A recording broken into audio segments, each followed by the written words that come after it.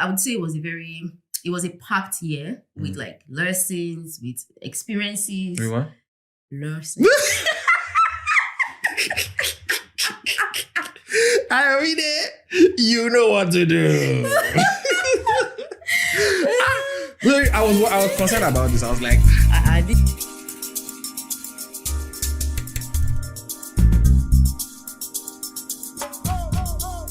Sup, people, welcome to the Shrine podcast, bringing you bands with a side of seriousness since 2019. Welcome.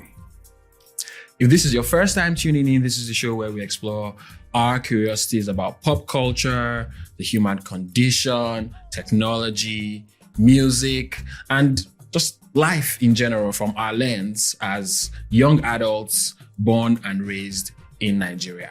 My name is Akindare, your host, and with me on the show today is... Jemima. Hi, everyone. Jemima, co-host of the Shrine podcast here. I'm so happy to be here, to be back.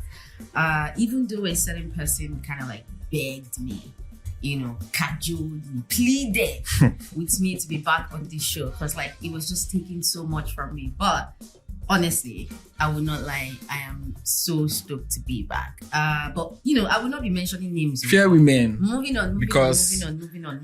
I don't know why they catch 3 bullets now, but welcome, guys. So yeah. Now, before we do our check-ins, as we usually do, I know it's been a minute, people. The last episode we published was probably 2 years ago. The last episode we published was eons ago, basically.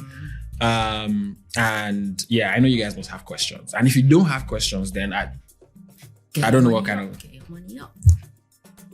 As in like they're saying we should get our money up. Because like if we're known, then they will have questions. So like your message to Fema put out into the world. That like this is, this is ginger for us to work harder. Okay. Yeah, well, we are working harder. And if you did not wonder why we were missing since all these days, that's weird. Okay. You should have asked. Actually, you should have asked. Okay. You could have messaged me or Jemima to ask. Anyways, it's fine. No wala. What I need to tell you now is that we are entering no beef. Okay. No beef. We are entering the best era yet of this podcast, and we want to do things different going forward. So we will get into how this podcast was nearly wiped off the face of the earth later in the show. But for now, we'll give you a brief summary of the changes that we've made to basically ensure that we keep delivering the vibe, the insight, the energy that you already love us for, or you will love us for. One of them, right?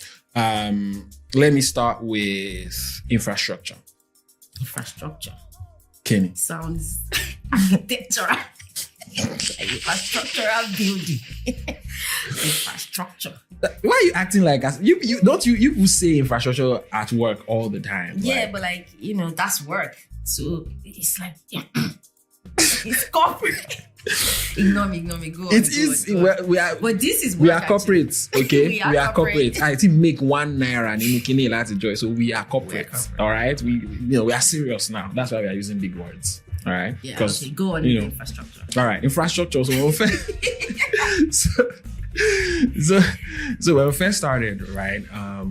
We didn't really have a process around the scripting, the design of the show, how it flows. It's up. We didn't have a structure though, Sorry, operative word, man, really. Okay, we didn't really. We had a loose structure, right? We had good vibes. We had, as far we as had the plug and play template. We had scripting the show, right? It's not like we had like a tried, tested, true that because if we did, maybe we would not have the hiatus. Hiatus. We don't have the hiatus that we have had. So, I just want to fact check me or I'll put you on your toes. God damn it, man. Anyways, we didn't really have like a serious, like proper process around like the scripting and the design of the show and how it flows. And later on, we came up with the script. I even wrote it in the script because I think we should not have reading the script. I wrote it in the script that when we first started, we didn't really have because in the script it says later on we came up with a loose system of sorts, Right. Okay. And clearly that also didn't work. Apologies. What? What? Why you gonna let me face it?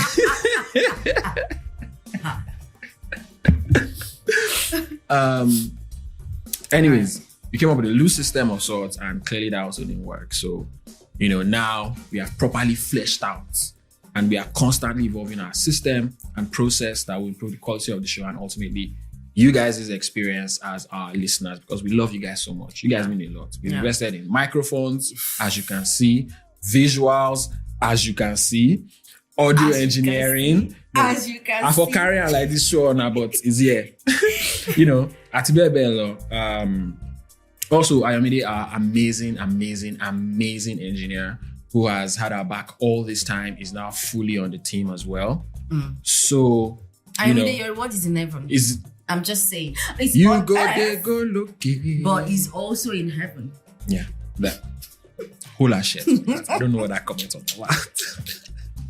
that. We still don't have like a fancy setup or anything because, like I said earlier, we have not made 1 naira like this, right, from this thing. So it's a huge difference what we've put together considering what we used to produce, right? Yeah. Yeah, I mean, we've developed like our recording process now, kind of like, put things together. We said, okay, this is what we want to be doing. We've invested in Riverside, to help us just have guests on the show. Because like right now, we know that, I mean, maybe we'll get to that later, but like we're in a different location now. So it's going to be harder to have like people come over when we want to have guests or like have basically like the logistics. Also the logistics of just having to record, like when you have guests, to always make it be physical is just like challenge. And we're in the digital world anyway, so we've invested in Riverside to help us have guests on the show remotely. We've also created a process for like securing guests, so you can just expect more guests. Like again, this show is about like banter with a dash of seriousness, right? So we're going to be having more guests, sharing their perspective and all of that. Another thing is we've modified like the program of the show. So each episode will have like a structure and it flowed through like different segments. I think 6 segments, right? Yeah, 6 of them. So there's the intro part. So that we worked on this. We did work on it. We are serious. You know what? I feel like I need to be honest here, right? Akindare pretty much worked on it, right? So I should actually say that because I said earlier that a certain person begged me to be here, right? Because he kind of like put everything together based on like the idea he has for the show and all of that. So let me not take your glory. I just came in at the later part. I just came in at the later part, so I keep saying we, but it's really Akindare. Moving on, so thank you. 6 parts. This is a rare occurrence, you guys. So that's why I have the reaction that I am having, because for Jemima to say something like this. The funny thing is, I'm even saying it on record. So like you can always, for those times when you say, Jemima, why are you not praising me? I could just cut them out, snippets. Add it in your playlist. So I might add it to my CV. So people can know that, right? This was said about me. You know what I'm saying? So okay. All right, calm down. Yeah, okay. So 6 parts, right? 6 segments. So 6 segments. So we have like the intro, which is what we're currently doing. It will not be usually this long. It's just because like we're just coming back after a long hiatus. And we have a lot of shalaye to do. And there's so much explaining and explanation. Yeah. Then after the intro, we will go into the how far segment, which is just if you don't know what how far means, ask just your Nigerian friends. Contact them. They'll give you the tea. They'll tell you, and that will just be a segment where we'll be talking about recent pop culture happenings, interesting things happening, the tech, music, anything recent really, right? And then after that, we go into the main portion of the show, which is the curiosity session. Yeah. I feel like I need you to say a little bit about that session. Like you say, just say what that session is about. The idea is actually, you guys might be able to already tell, right? So we are trying to like really focus on what we want, like what we care about basically. And the main topic areas that we care about are music, technology, pop culture, and the human condition, right? So we don't really want to like stray out of that. Yeah. However, just as a person, me personally, I've always been big on curiosity, and like it's such a fascinating concept to me and something that I'm interested in. And I think I am the person I am today because of my curiosity. So it's something that I've researched, I've learned about, something that I'm really tapped into a lot. And I think so much of this world could be better if people tapped into their curiosity more, or if people were just like aware of it, or just knew what it was, or like understood like how to, just handle it basically, right? Yeah. So following on with the previous theme of that, like we are just focusing on the things that we care about. We thought it'd be, or at least I thought it'd be a great way of incorporating it into our show, incorporating curiosity into our show, which is every episode we take something, right? Either between me and Jemima and our guests that join as well, right? From all walks of life, all segments of society, we take topics that we are curious about, and then we just talk about it. No, as I'm saying, cha cha cha, it feels like it feels like we're gonna tear it apart and break it down. Yeah, it's that, but it's also like just discussing things around that, like specific. It's basically just imagine like, let's say on any random week now, right? Like Jemima is just like curious, like how actually does the internet work? Yeah. Right?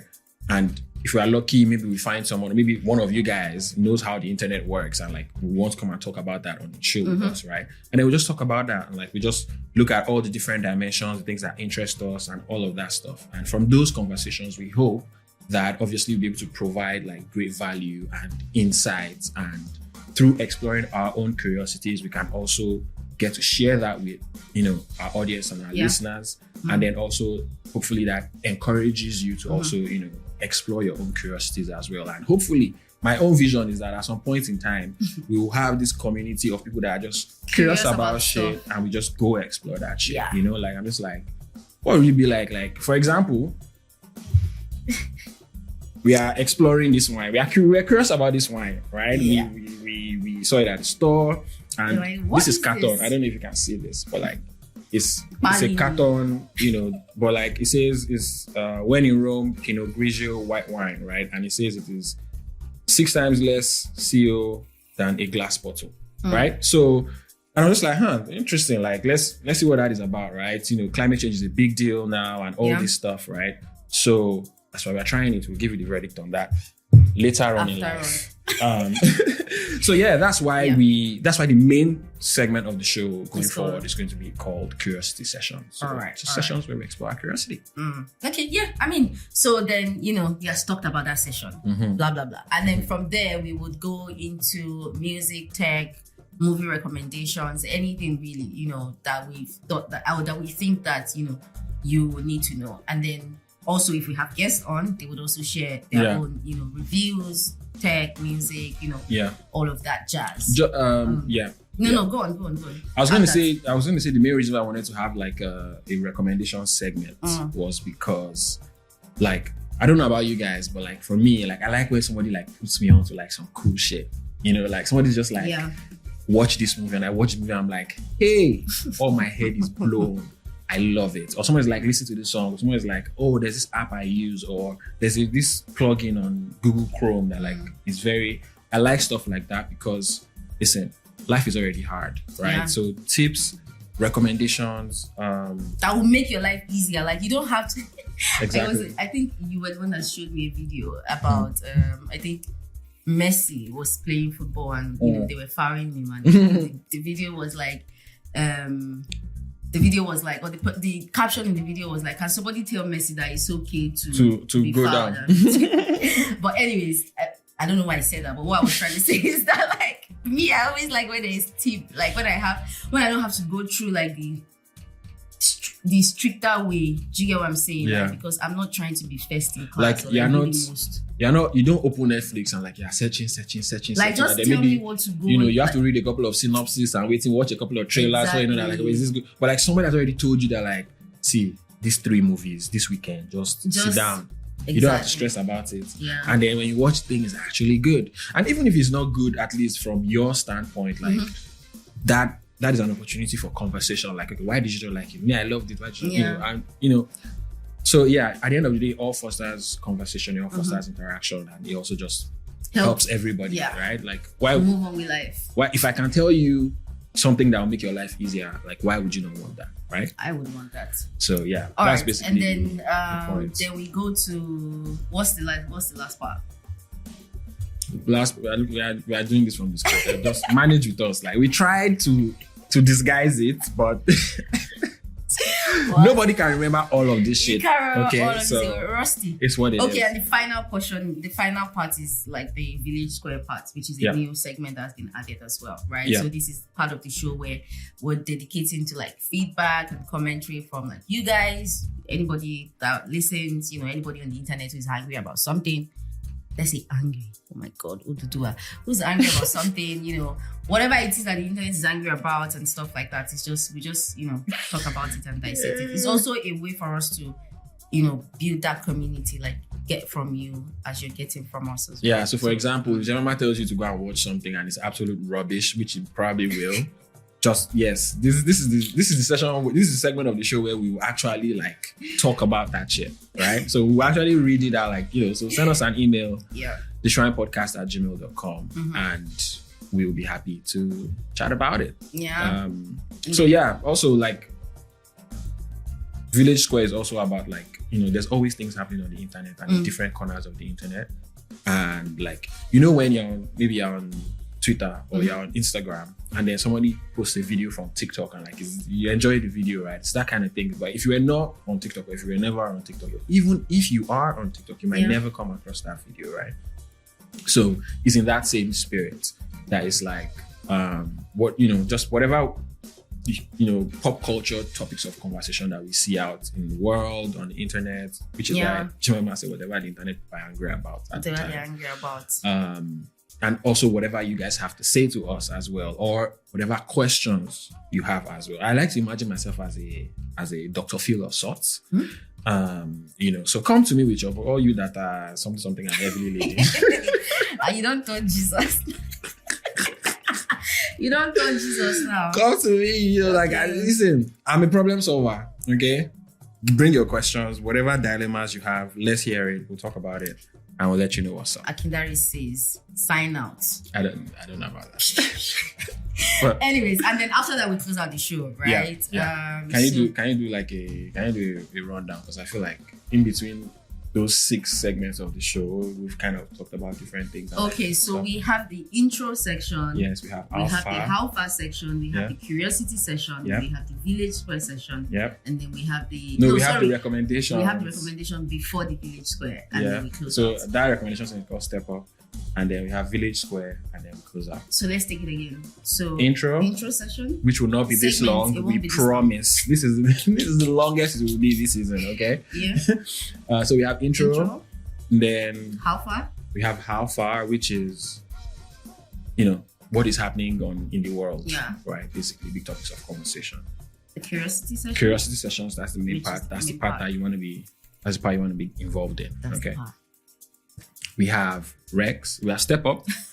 Step up, which is recommendations, tips, tricks, etc. Village Square. We have Village Square, which is, like I said, it's Village Square. This is commentary. Where feedback, commentary, whatever is crazy on the internet. Yeah. And then we close out the outro. Yeah, that's 6. it. That's it. Got it? Got it? Got it. Okay, good. Okay. Moving on. Fabulous. So basically, in summary, right, we have worked really hard to bring the show back at a higher quality. Yeah. With stronger systems to ensure that we remain consistent, because consistency, we'll talk about it. And we've also revamped the show to jazz things up. So lots for you guys to get excited about. I know that we are excited as well. But onto it. How are you doing, Jemima? Oh, how have you been lately? I'm good. How were your holidays, and how was holidays for a fabulous and rich person like you?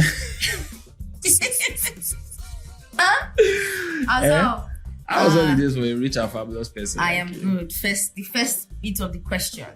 I am doing good. Thank you for asking. So you are denying fabulous and rich. Is that what you are doing now? Holiday was good. Bless the Lord. Even though there was nothing like holiday for some of us, in industries that have to do with. Let me not even go into that. But there was no holiday. Also, there was holiday because, like, obviously, like Christmas and Boxing Day had to be like, you know, holiday, and then the first. So, it was good, I would say. I'm trying to think about like anything specific that happened during this holiday that I'm like, oh my. Okay, I mean, Christmas was good. I spent Christmas with some friends. You know, obviously nobody wanted to cook, so we ordered food. Because ain't nobody trying to do that. And so, you know, we ordered food and all of that, got together, played games. Like it wasn't bad. It was a good holiday or Christmas season, right? And the New Year was also like really good. Like getting 31st going into the first was also like really good. It's like a nice conversation, chill moment. It was perfect, I guess. So you had perfect holidays? No, I didn't have a holiday, but I had perfect moments. In the holiday, you know, general holiday. Man. Yeah. Perfect moment. Oh my God. Honestly, that period was a blur for me because I was hustling. Okay, awesome. I was fighting for my life. You know what I'm saying? But it was good. It was good. I think, I'm good. I think basically like you, I was just I would just echo basically your thoughts. Essentially, it was like there were very good moments in that period. So that's pretty much it. Because like you said, some of us did not get holidays, right? Yeah. Some of us that have small businesses and also, you know, things that we're trying to get off the ground, like a podcast that is, you know, properly produced and you know, step up in quality and all these things. So yeah, I spent most of December like working and like making videos and editing, learning about photography and all this stuff. So there wasn't a holiday as such like that per se. But inside, like also I wore Christmas sweater for the first time ever in my life this year. So you know, about me yolo logo, so good. You know, so there was Merry that. Christmas from me and mine. Yours and yours. Oh, those pictures. You know, funny enough, I always like. I feel like low-key, I'm a hater, but I'm also a lover. No, right? it's like, not. There's nothing low-key about the hater that you are. Let's don't even do that. I'm not going to stand for that on any circumstances. You know, like, what's wrong with this one? Which one is the taking picture, buying pajama, me and my beside Christmas tree? I call it. But then I was like, these pictures are cute. Like, they are cute. I'm like, fuck you guys, man. Fuck you people. God damn Merry it. Christmas from me and mine. Even those that were like just friends and, you know, I consumed a lot of those content, even though like externally I'm not, it's okay. It's only you. It's okay. But off the back of, I just wanted to do like a quick 2024 review, right? So I feel like 2024 was like it started out like a very slow year for me. You know, things were just like a bit drab, like work-wise. Generally, it was just like, you know, okay, we wake up in the morning, do this and do that. But in the later part of the year, it became a bit more challenging, at least like work-wise and just like figuring things out wise as well, right? I was also turning a very ridiculous age, and I'm just like, well, not ridiculous in that sense. I mean like not ridiculous in that sense. I just mean like I was like, this is the age I'm turning now. But I was just 22, like, you know, last year or something. And all of a sudden you wake up and you're 40 years. You know? Life comes at you fast. But you know, there was just that you know, the later part of the year, just things becoming more serious and like just having clarity on some things like work-wise, getting even more challenged and stretched work-wise. And I was like, okay. Now I think I see like a pathway for at least career-wise where I want to go, and even just personal-wise, like the things that I can do now or that I need to get done now for me to be able to be the version of myself that I hope I will be, right? So I think that was how 2024 was for me.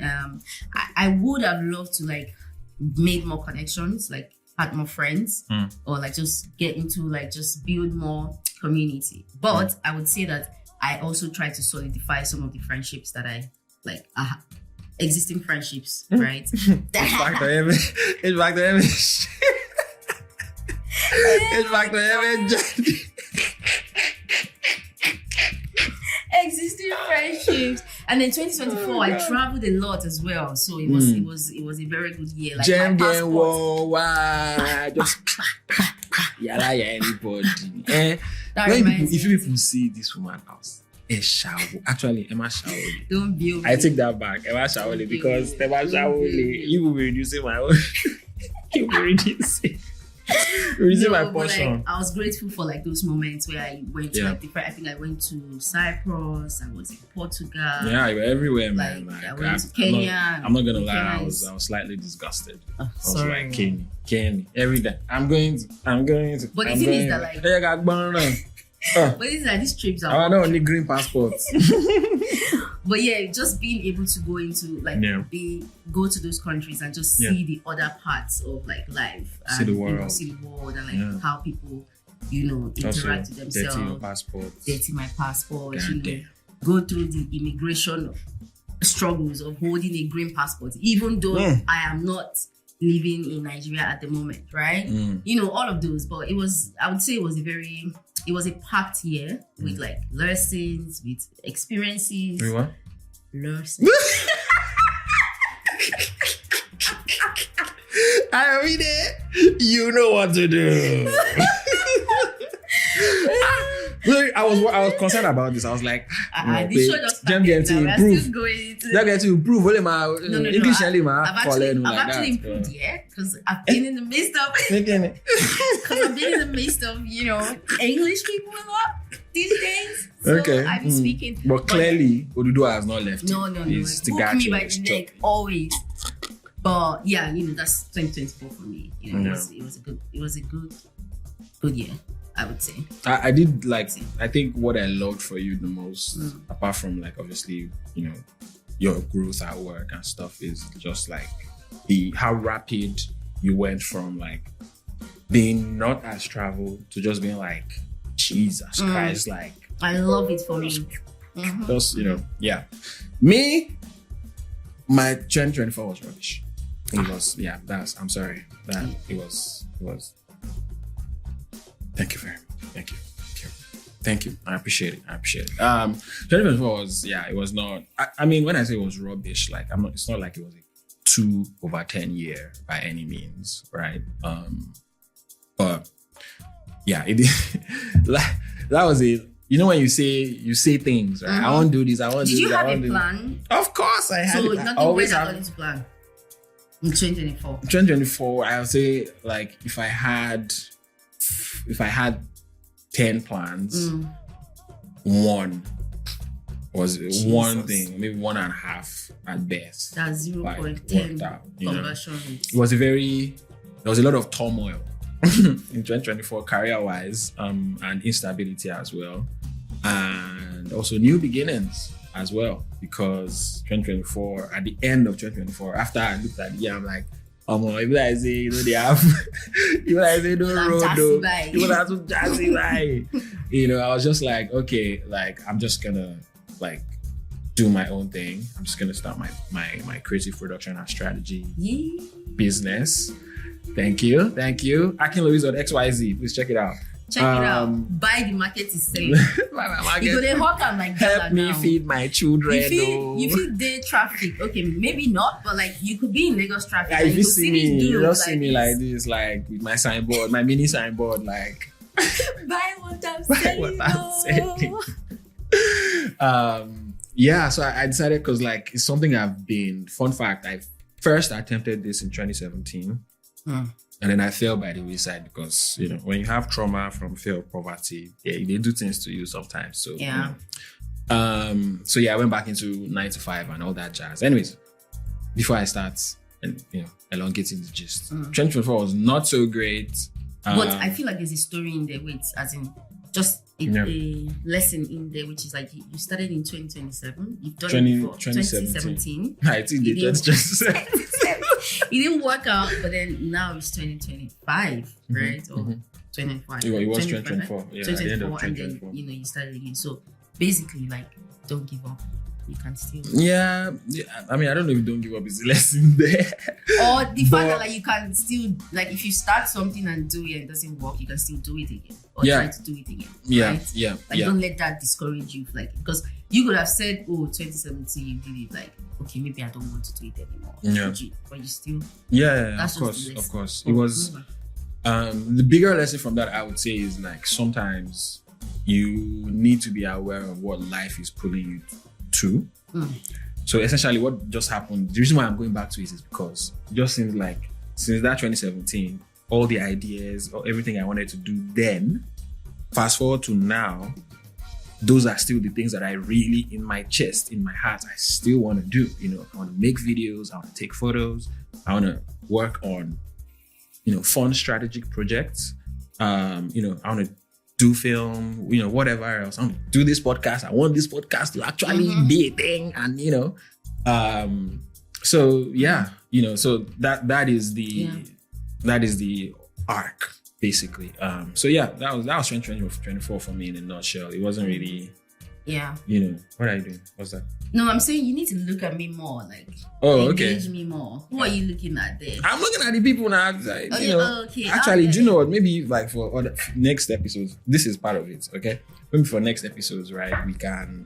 I feel like when we're editing this episode, there's going to be a lot of my eyes on you, looking at you. Like, it's okay. The people will be fine. I don't want. I don't want to give them that pressure, even though behind the scenes that's actually true. But like, I just feel like our sitting position basically it negates like because like we are facing forward, right? So we can we are discussing this on the show with you guys. But anyways, okay. So 2024. Yeah, so 2024 was a bit. Yeah, it was just there. Like honestly, I've moved on. Okay. So it basically did not happen. Okay. No, it actually did happen. Happen because it happened, I broke from the shackles of Nigeria in 2024. My gospel finally came to fruition. So that's the one thing that I feel like I'll definitely take from 2024. And that's a huge thing, though. Yeah. Because if people who are listening to this podcast in the past, who have listened to this podcast in the past, they will know the specific line that you always say. Yes. That we always say. Let me remind them. More championed by you. Let me remind them. No matter who you be for Nigeria, whether you rich or poor, Nigeria be like standing fan. Go do it. Whether you like them or not, you go blow reach your side. Blow reach your side. Take it and go. Take it. What the marble? Carve that shit into a building. Carve it inside of a building somewhere. Okay, so that was my 2024. Okay. So what do we have on the menu today, Jem Gem? Today. Why did you say that? Was such a Yoruba woman. Today. We are talking about something very interesting, which you mentioned earlier, which is the very intriguing concept of consistency. You choke. It's a very heavy subject. Then we would talk about some recommendations, movie, tech, whatever. And then, all of that jazz. But like the main session for today, what we're talking about is consistency. Okay. Fabulous. How do we start? We have, obviously, the first segment is how far, right? So let's first check in the pulse, what's happening in the world, right? One of the big stories from December was Burna Boy and Chief Cubana Chief Priest. You know, like, everything I know about that gist, I know against my will. Everything about that conversation against my will. Oh my God. But yeah, the thing about what's it called?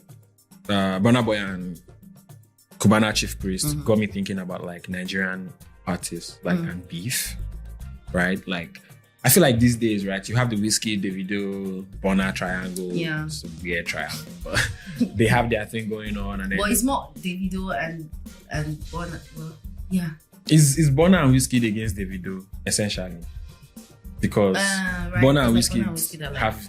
I don't know what it is, but they have things against, and they're always subbing each other and all that. I feel like less.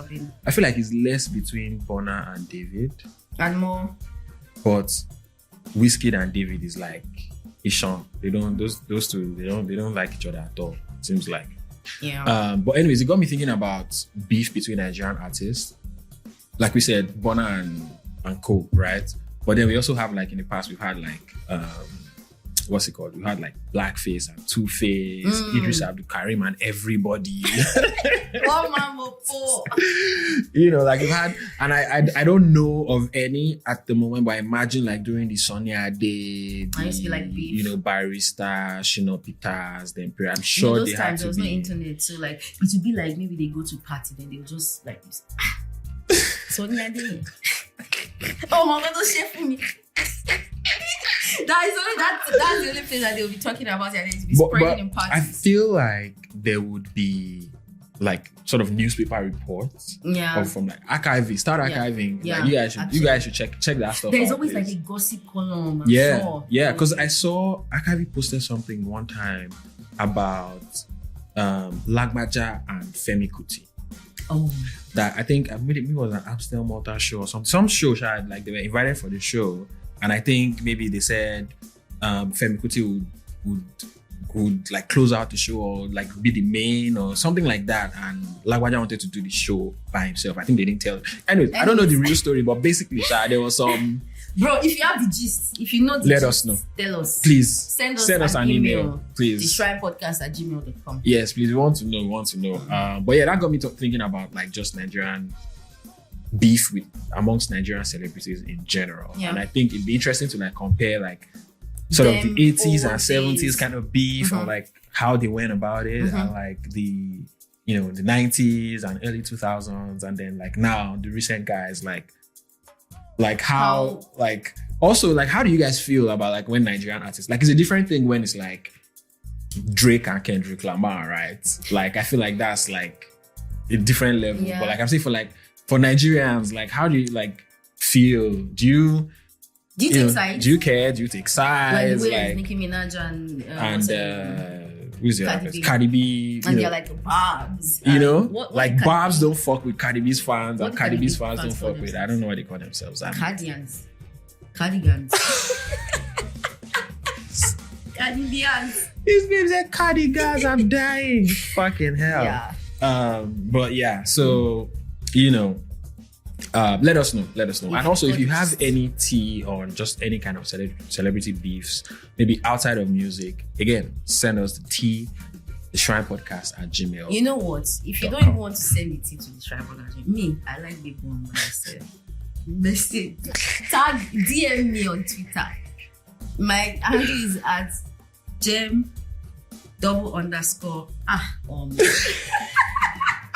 I was just really like, oh yeah. You will crumble. I was just really like, oh yeah. No, my handle is @Jemima with the _H and __.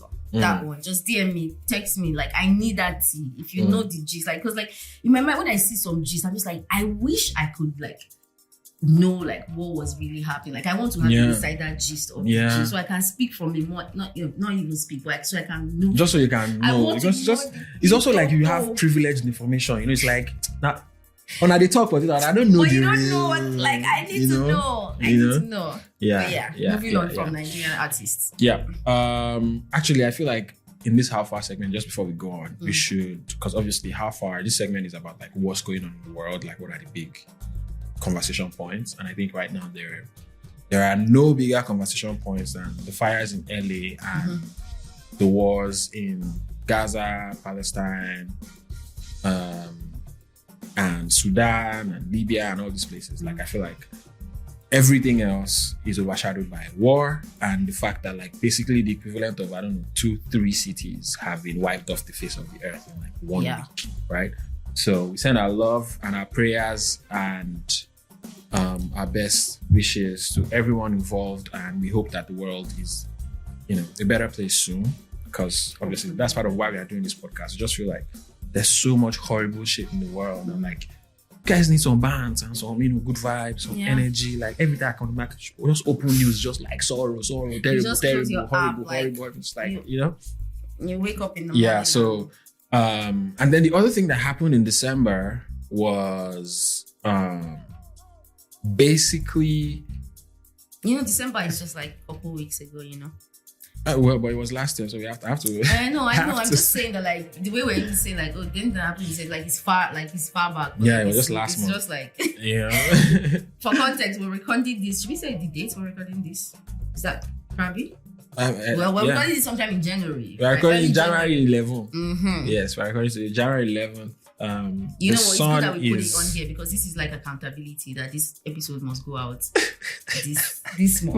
This week. It must go out this week. You guys are seeing the process live and direct, okay? What is that you said, Seth? You asked me something now. My days is fucking me up. Or maybe it's the wine. How many percent is it? When in Rome, Pinot Grigio, white wine, 13% volume, produced in Italy. Well done, Italy. I need to go to Italy. Yeah, we need to go to Italy. We need to actually make Italy pasta and where they actually make the pasta. You know? And Paris, although I say Paris, they smell. The way like Lagos State, they smell. But I will go there. You Don't know what? copy. Like I will go and find out by myself. I hear so that I people can come and tell the people. say- I will say, it's kind of like when I went to Greece. I feel like I should say this. When I went to Greece, imagine my shock. The Airbnb that we took, they just put it there that when you use the restroom, don't put tissue in the toilet. I was like, huh? I'm sorry. Like, Not pad though, not tampons. no, not that. Tissue. Like tissue, like toilet paper. Don't put it in the toilet. Yeah. That sounds funny. Everything we checked online when we were trying to go to, we went to Santorini. Like, we were like, Humble brag.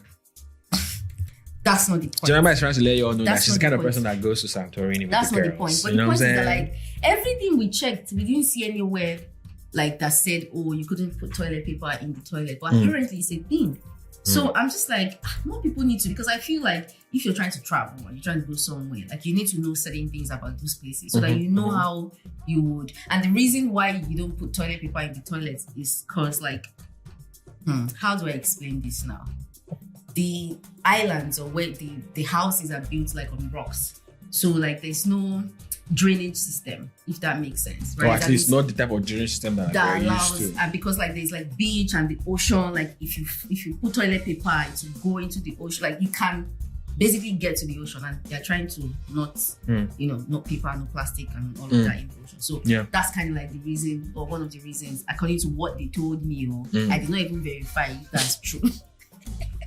But like it was just so, I was like, why didn't anybody say anything about this? But like the point I'm trying to make is that when people go to places, right, just like do reviews so that if any other person wants to go there, like they can. They have I think that that's also what information. the habit I'm trying to like imbibe from moving to England, right? Because what you see is that like when I want to buy stuff online, like I see people actually make an effort to put reviews, right? Yeah. Some of and those they are reviews, actually helpful. Yes, some of those reviews you can tell that This person is just angry that they are just angry that they're angry about something else. It's not really the product or what they've bought. But like so that's it. I don't know why I went to that point. But I don't know why you went to it.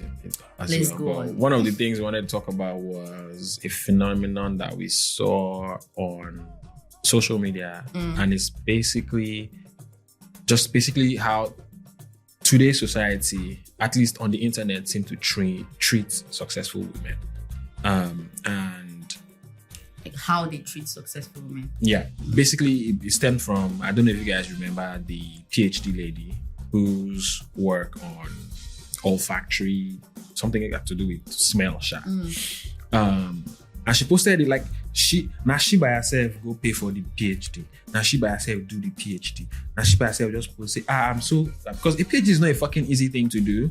Like that's not beans, And she posted the thing, and all like people just descended on her with, especially men, with all sorts of vile comments and talking about how nobody cares about this and all these kind of things, right?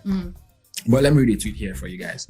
The olfactory ethics PhD lady's work is very wonderful and relevant. She deserves all her flowers, but it is not lost on me that what propelled her work to the center stage was emboldened misogynistic hatred.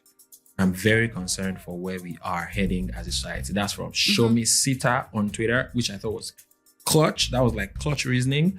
And she said a woman studied something she was passionate about, and she got rape/death threats and hordes of vile people insulting her and stating that she's ruining humanity or whatever.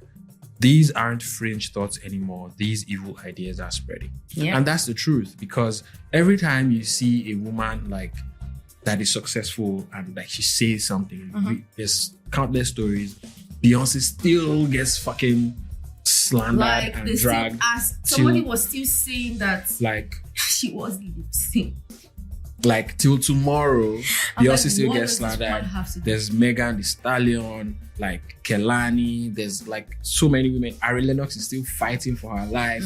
Caesar just wants to just like she's done with y'all, you know, like at this point. So successful women always seem to get a different type of like judgment compared to like successful men, you know, like.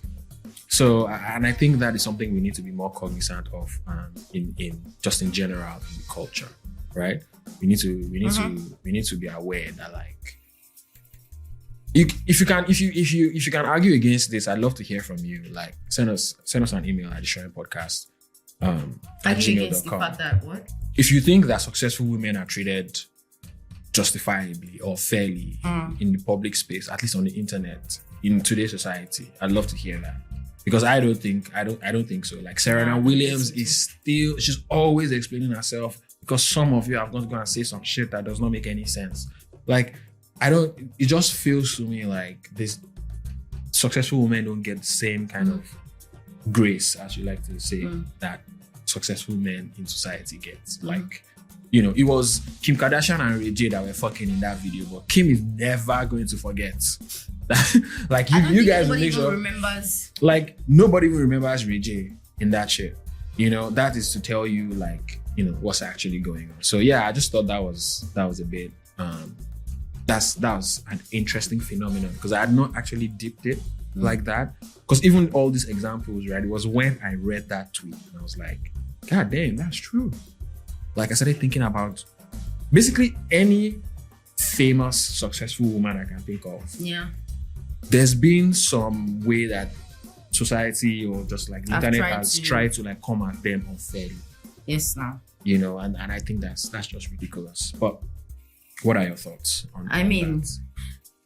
Maybe I'm hallucinating. No, you're not hallucinating. You're definitely saying the truth. Because like when you know mentioned Beyonce, like every single time, like I'm thinking about a successful male artist who's had to like, I mean, Beyonce is just exceptional, period. Like, she likes to do exceptional work. Nobody's on her level. But like, I'm trying to think about like who's on her level. But people would still try to like dampen what she has put, like the hard work that she has put. What she's accomplished as well. Right? Which is crazy to me. Shot a documentary to show everyone the process. She's done all of these things. Like even when she even did her hair brand, you know, thing that came up, people were still talking about like she had to do a video so that people can literally see that like she doesn't have white woman's hair, like she has hair like black woman's hair and she can do this thing. But the fact that like nobody tries to ask the men or like the men, I don't even think they see it as like a driving force for them to do more, to prove themselves. Yeah. Right? Because like they've already been, you know, proven for by the world. But for women, it's like you have to like work twice as hard. You have to, you know, do 100% more than what your male counterparts do so that people can even like respect you. In fact, let's even bring it down to like even Nigerian or local actors and actresses in Nigeria, right? It's like people like Nancy Sime and all of these people that are trying, like they would put their work out there, like they would do so many things. And you see their male counterparts who are not even putting as much effort. But nobody's like asking them, oh, how did they get this car? How did they have this house? How did they? But yeah, that's another thing that drives me. Did you see that tweet? Like, she's walking. Did you see that tweet yesterday? Excuse my French. She's walking. What was the French? I said fucking. I mean, that's a similar fuck, to be honest. You know? Like, we know that. But she's fucking walking. But she is fucking working. I don't know if you saw that tweet yesterday. Somebody made a tweet about like that she wants to buy, like, you know, one of those gadget sellers who said a gadget they wanted to sell. Then a woman responded to it and said she wants to buy this for a girl or a woman, like one, like She wants to give it out, basically. She wants to purchase it for someone, right? And then a bunch of guys replied talking about, like, why would you be doing something like that? And then another guy responds and says, like, you can bet that she cannot afford to buy the thing, that this is just audio. This girl responded with that Wizkid video where he was plugging that far. She said, and in the caption, she said, so this is basically how I saw that in my head. Don't you people used to have rich women in your family? And I was dying. Like, she was basically saying, like, for you to think I can't afford this, then maybe like you guys have not experienced rich women in your family before. And I was like, yes, top tier response, you know? Because it's like, what do you mean? I'm working, like I have my money. Like, are there people that sleep their way to the top? Yes. But is that everybody? Fuck no. Like, people fucking work. Like, people do. See, people do. You guys don't have any idea how much people work. Because a lot of times I find a lot of similarities between like the woman experience and the black experience. In the sense that, like, you know, they always say that like black people have to work twice as hard to achieve the same thing that a white person will be able to achieve, right? The same thing for women. They have to prove themselves twice as hard. They have to like go above and beyond just so that they can be seen as regular, right? So like it really grinds my, thank God I've not experienced it like in my personal life, as far as like, the thought that just crossed my mind now was like, I can imagine if somebody said to my mom that like she's achieved or she's where she's at because she slept with somebody. The way I deck my mom was capable of violence. You know, deck that person because what do you mean? I think what we just need to do, like as people, is like, you know, just give people the grace. Everyone deserves the grace, right? First of all, it's not even your business. More so, you better actually fuck to buy the house or whatever. Is it your vagina? No. Okay. Were you the one that was dealing with whatever it is that we're dealing? No. So first of all, it's not your fucking business. So mind your business. Yeah. And second of all, unless like the way they acquired what they acquired or their success actually like took blood from your body or removed money from your account, nobody. Shut up. Okay, just shut the fuck up. Nobody cares. All right? Go and face your own problem. The funny thing is that all these people, they don't have 0.0001% of what the successful woman has. That's what's paining. That's what's paining them. So they are always like, Yeah. So anyways, let's not give them any more airtime. Successful women, we love y'all. We love y'all. Keep doing what you're doing. In fact, AKNLWS is a woman-forward content production and strategy business. You better know that's right. I'm on your side. Okay? I will make sure that your vision comes to life. All right? Thank you very much. Killer answer next. The ever-elusive magic bullet of consistency. Really, that's me content already. This topic is wow. I feel like it's also off the back of your essay, right? Yep. Because like your essay also explored. Yeah. So I wrote an essay that I published in November 2024. It's on Substack /substack.com/AKNLWS AKNLWS. Thank you very much. That's how you support your people. You know what I'm saying? Yeah. So I wrote an essay basically about writing consistently, inspired by my own struggles with writing consistently. And so this topic basically was inspired by that because I found that consistency is just a struggle in life, period.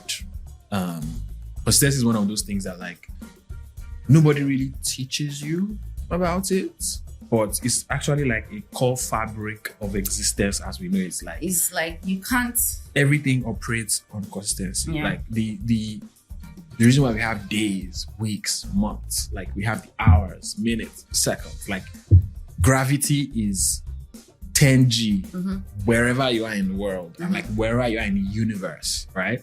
Like, so existence, everything we know operates on consistency. Like if the consistency of the force between this microphone and this arm is not there, then I don't have this situation. Yeah. You know, like if the consistency of the wine is not on point, it doesn't taste good, etc., etc. So consistency is like a core fabric of just existence as we know it. And as human beings, like if you don't brush your teeth consistently, your teeth will decay. If you don't bath, you go take bath. Like so. Go on. No. Say your mind. No. Say your thoughts mind. You know what? Let the people know. Let the people know what I think. You know what? I feel like the older I get, the more like I'm trying to like see my words more, because like in the past, a younger me would not mind like saying certain things. Like, but now I feel like I you have more stake. Yes, more I don't know stake. who's listening to this podcast right now. If he go be my investor, so I'm gonna be, I'll pick my words. I wish I had a Bonner podcast. I kid. Where nobody knew it was God. you, and we're just, I mask my voice. Yeah. Consistency. Consistency, yeah. So you would buy if you know. If you're bath, with the smell, So yeah, it's one of those things that is important in life that like you have to get a grip of, and I've struggled with it in different ways. Define consistency? The act of doing something over and over again, right? The dictionary defines it as ongoing, similar, or closely related behavior. Right. So it is continuous. So it is ongoing. Yeah. And the behaviors that are exhibited are similar or closely related. Mm-hmm. So it's kind of like almost like repetition. It's kind of like what's it called? Airports, right? There's so many airplanes that have to do certain things, but like at the airport, an airplane has to consistently move from like the airport to their destination, right? But certain things have to happen for that to happen, right? Yeah. For them to, but it's an ongoing, consistent thing that happens daily and every time. Yeah. So, but for that to happen, things have to be put in place. Yep. It's like somebody that has, somebody that like is able to compete at the Olympics, right? They have to have a training program, and that training program has to be consistent to get them to training at the Olympics, right? So yeah, that's basically what consistency is, and it's one of the catch-22s of life. You're never taught consistency, at least not consciously. Like I don't remember anything in school that was specific to consistency. I mean, I knew that like in the structure and idea of school, there is sort of inbuilt consistency from the standpoint that like obviously you go to school 5 days a week for a certain amount of hours. You do, there's a certain curriculum that you follow. There's consistency in that.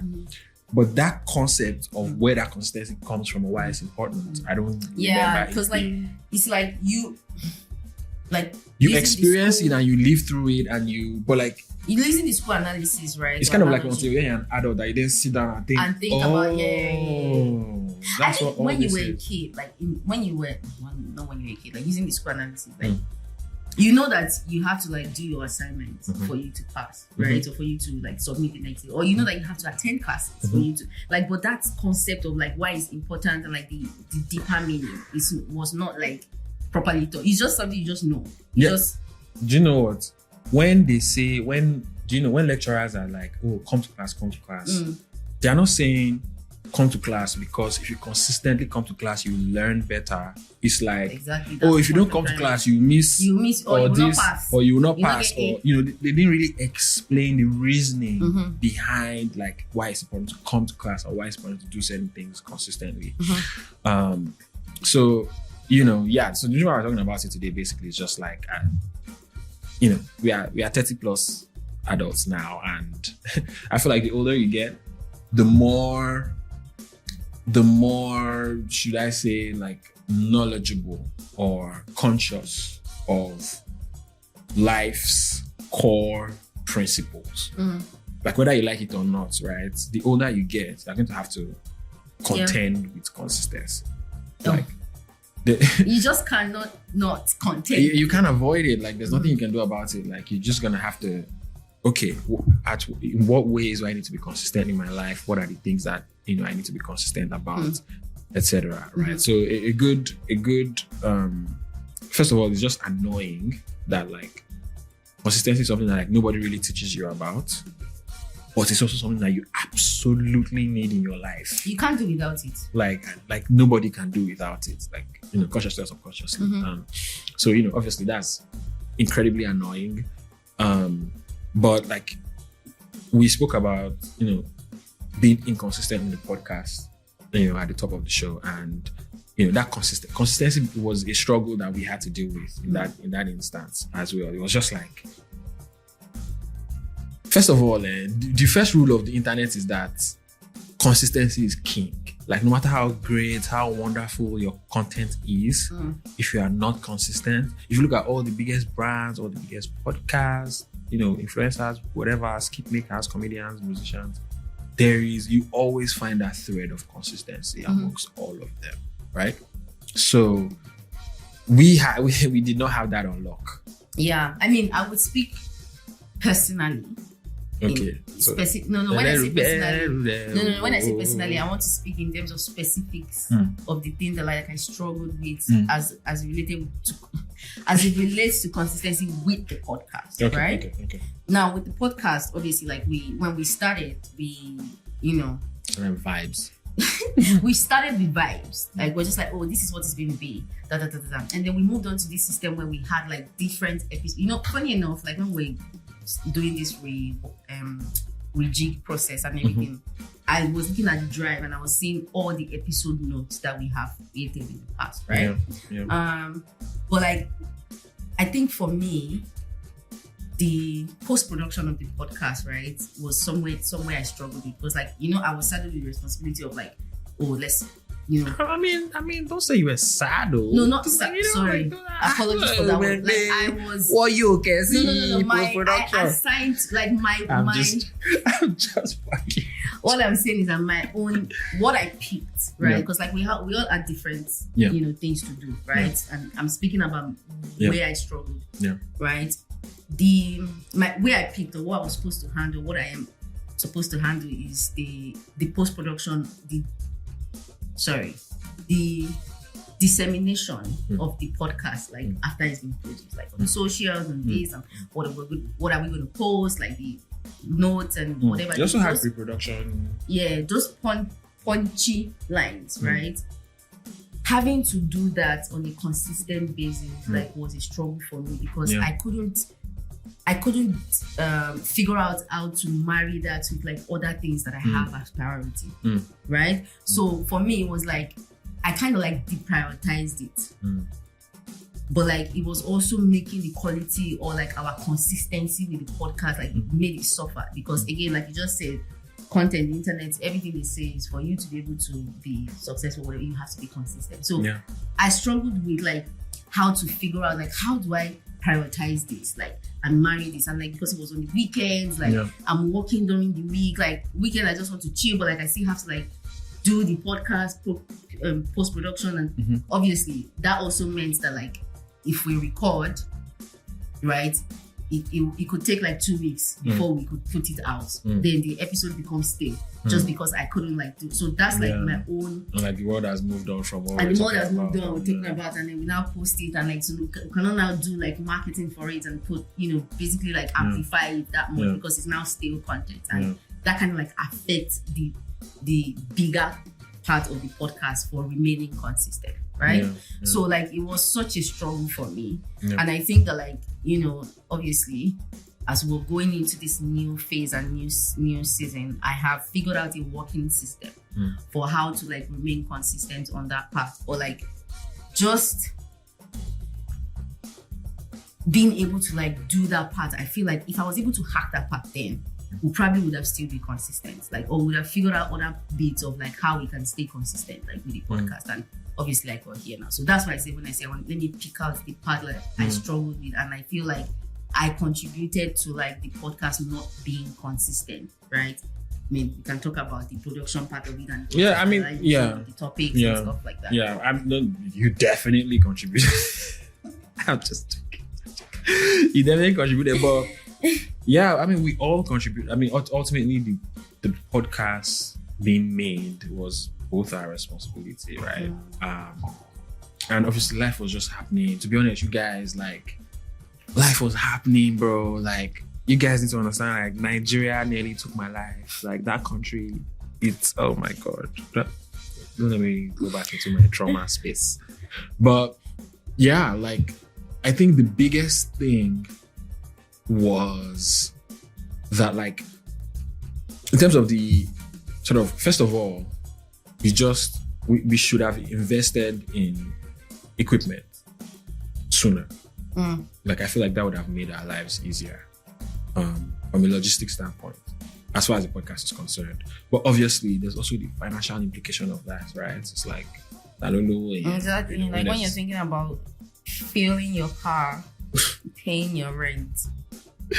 You know, so yeah, like it was just that thing of like, we couldn't just find a healthy balance between life happening, our individual responsibilities, and the podcast. We couldn't just find that medium, right? So a lot of times it was like, it felt kind of haphazard, because it was just like, oh, we have this free weekend. Oh, let's message Ayomide whether it's available. Oh, we have this money. Shoot 2 episodes.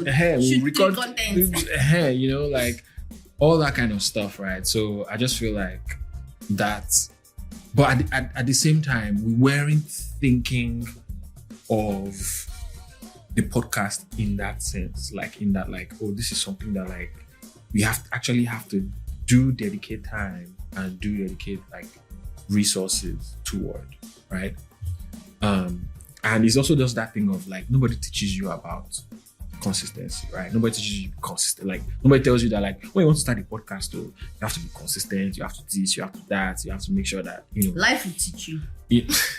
Exactly, life will teach you, and life did teach us, right? Like life absolutely made us, you know, humbled us, right? Yeah. So what happened then was that because we were not consistent, right? Even though we had people that absolutely loved the show, people that like would always message us or like will send us like, you know, very nice messages, or even share the podcast on their profiles and all these things, we couldn't really like serve them to the best of our ability, because we always struggled with making the fucking thing, right? It was always like, you guys don't know what goes into making a podcast. Like, if you have friends that are just like, I want to do podcast, just pull them to the side, like, are you really sure? Do you really want to do this? Because, you know, like, at least if you want to do it to an appreciable qualitative standard, right? If you want to, you know, if you just want to just like, you and your friend, you're just doing what, you're just vibing, that one day, right? But you actually, it's like any other sort of media format, right? It's like writing articles, like in a media house, or if you're making videos for YouTube, like, you're going to script that shit. You're going to research what you're going to talk about. You're going to think about your short list, your angles, like, you know, what lights you need, etc., etc. So it's similar for podcasts as well. You have to think about your audio equipment. You have to think about like, how are you going to capture certain things? How do you put that on social media, to your point, what we were talking about earlier, and all that stuff, right? It's an entire operation. And we just did not have our shit together, mostly because together, I don't think we figured out consistency. At least back then. For even me, right now.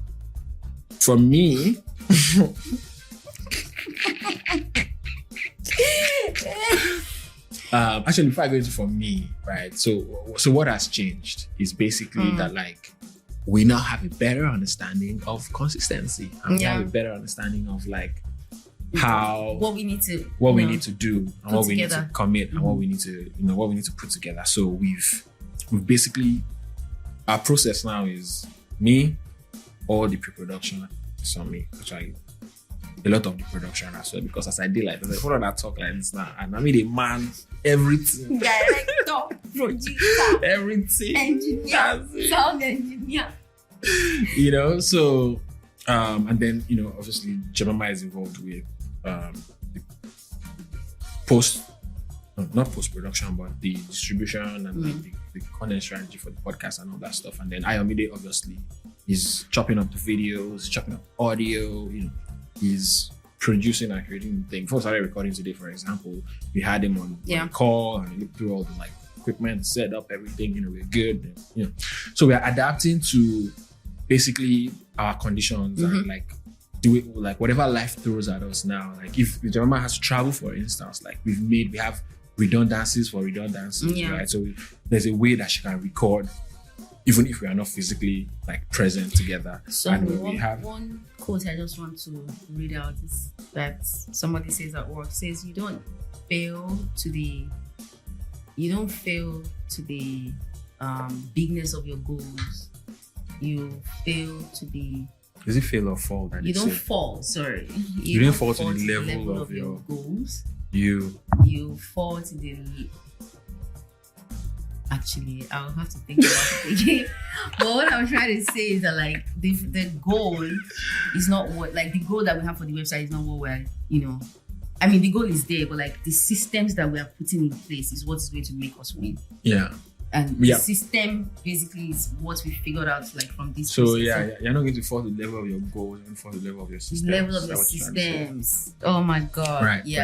But, so based on like the things that we've done. Yeah. So basically, because we have that better understanding of consistency and what it requires or how important it is to the success or not of our podcast, that then led us down the path of creating these systems that will then help us achieve the goals for the podcast. So essentially what that means is that like, first of all, you need to understand, you need to be aware, first of all, of like what consistency is and like in what areas that you're lacking in consistency in your own personal life or in whatever it is you're involved in.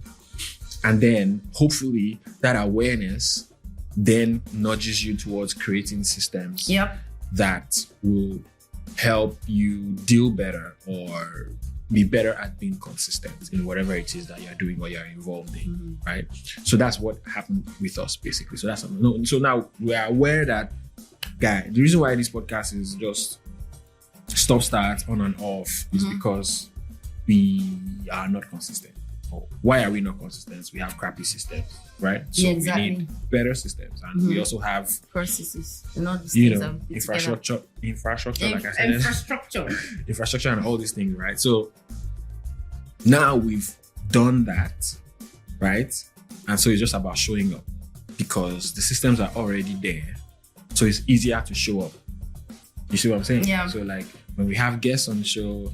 And when we are like, if it's just both of us recording, or if one person is not around, and like, or whatever the situation may be, we have redundancies and backups of backups of backups of backups of backups of them. So now the hope, knock on wood, is that this then gives us the opportunity to actually be consistent over a long period of time. Because remember, the definition of consistency is ongoing, similar, or closely related behavior.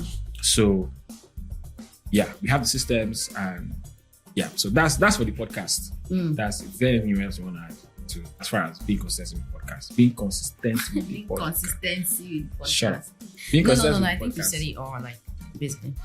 So hold us accountable, and hopefully we'll be able to keep this going for as long as possible. As long as we can. We'll see. But moving on from the podcast into personal life. How have we struggled with consistency? Yeah, personally. Obviously. I mean, I don't know if it's obvious to the people. To some people. Yeah. But like, if you follow me on social media, maybe like on Instagram, right?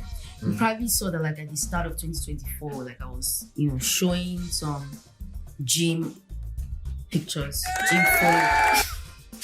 gym photos. I was showing some gym photos. I fell by the wayside. I so much struggled with like keeping fit from a gym perspective. What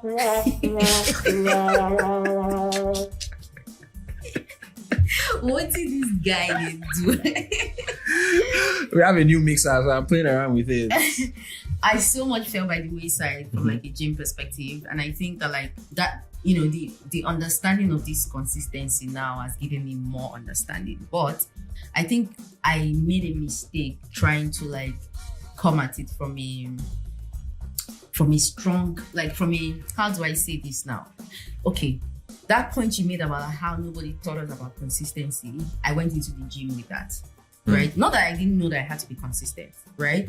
But like I didn't go into it with the steps, like the things that the baby things that I need to do. It's like tiny habits or tiny things that lead to the big results. I didn't attack it from like these steps that I needed to take. So I just went all in, and then that made me struggle with staying consistent, right, at it.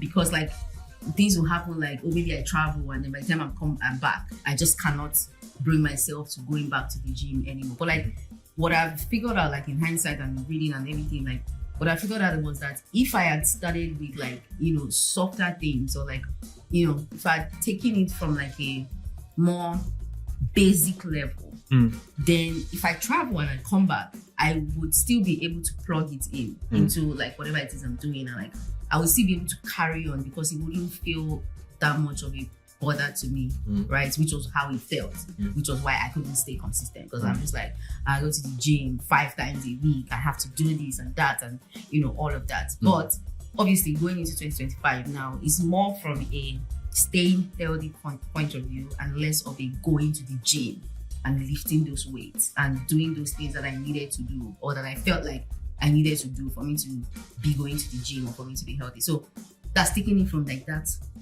base level to say, okay, if I can start by drinking water at this time, or drinking water consistently, or doing yoga every morning, or stretching every morning, and then building that muscle for me to stay consistent in that, then I can build or bake going to the gym into that system. And that way I can sort of like stay consistent. It's not going to be easy. Nobody says it's going to be easy, but it's also going to make it like, it's going to make it easier for me to stay consistent, or for me to like build that muscle to stay consistent, or be a gym person, or be going to the gym, right? So what you're saying basically is that like, to be consistent, at least in that specific respect, is that like there's value in starting small. Yeah. Like, you want to be consistent at the gym, or you want to be consistent at exercising, let's say, does not mean that like you have to go to the gym 4 times a week. Yes. And carry. Exactly. You know. And carry like, where something that when I was going to the gym, I was seeing like, you know, these babes. Hey, God. I've seen babes like carry, like they are so fit. Like I'm always gingered, but like I was also not coming at it from a place of like, those people, they did not just start like me. Like they probably, I mean, I even chatted with one once, and she said she's been working out for 2 years. So obviously she could carry those weights and do all of these like exercises, and her form is great because she's done those things to get to that point. Me, I was trying to like take it from the top and like using that to, you know, form like a baseline for myself. But that was a wrong approach because I couldn't stay consistent. I couldn't keep on doing it. It just became incredibly hard for me to do. But like, you know, going into 2025 or like this new phase or whatever it is I'm doing now, it's like I've now tried to like create a proper process or system. I haven't created it yet in code, but like I've figured out like what I could have done better and how I could have like stayed consistent and like get to the point where I really want to get to. Because like remember, I have a goal.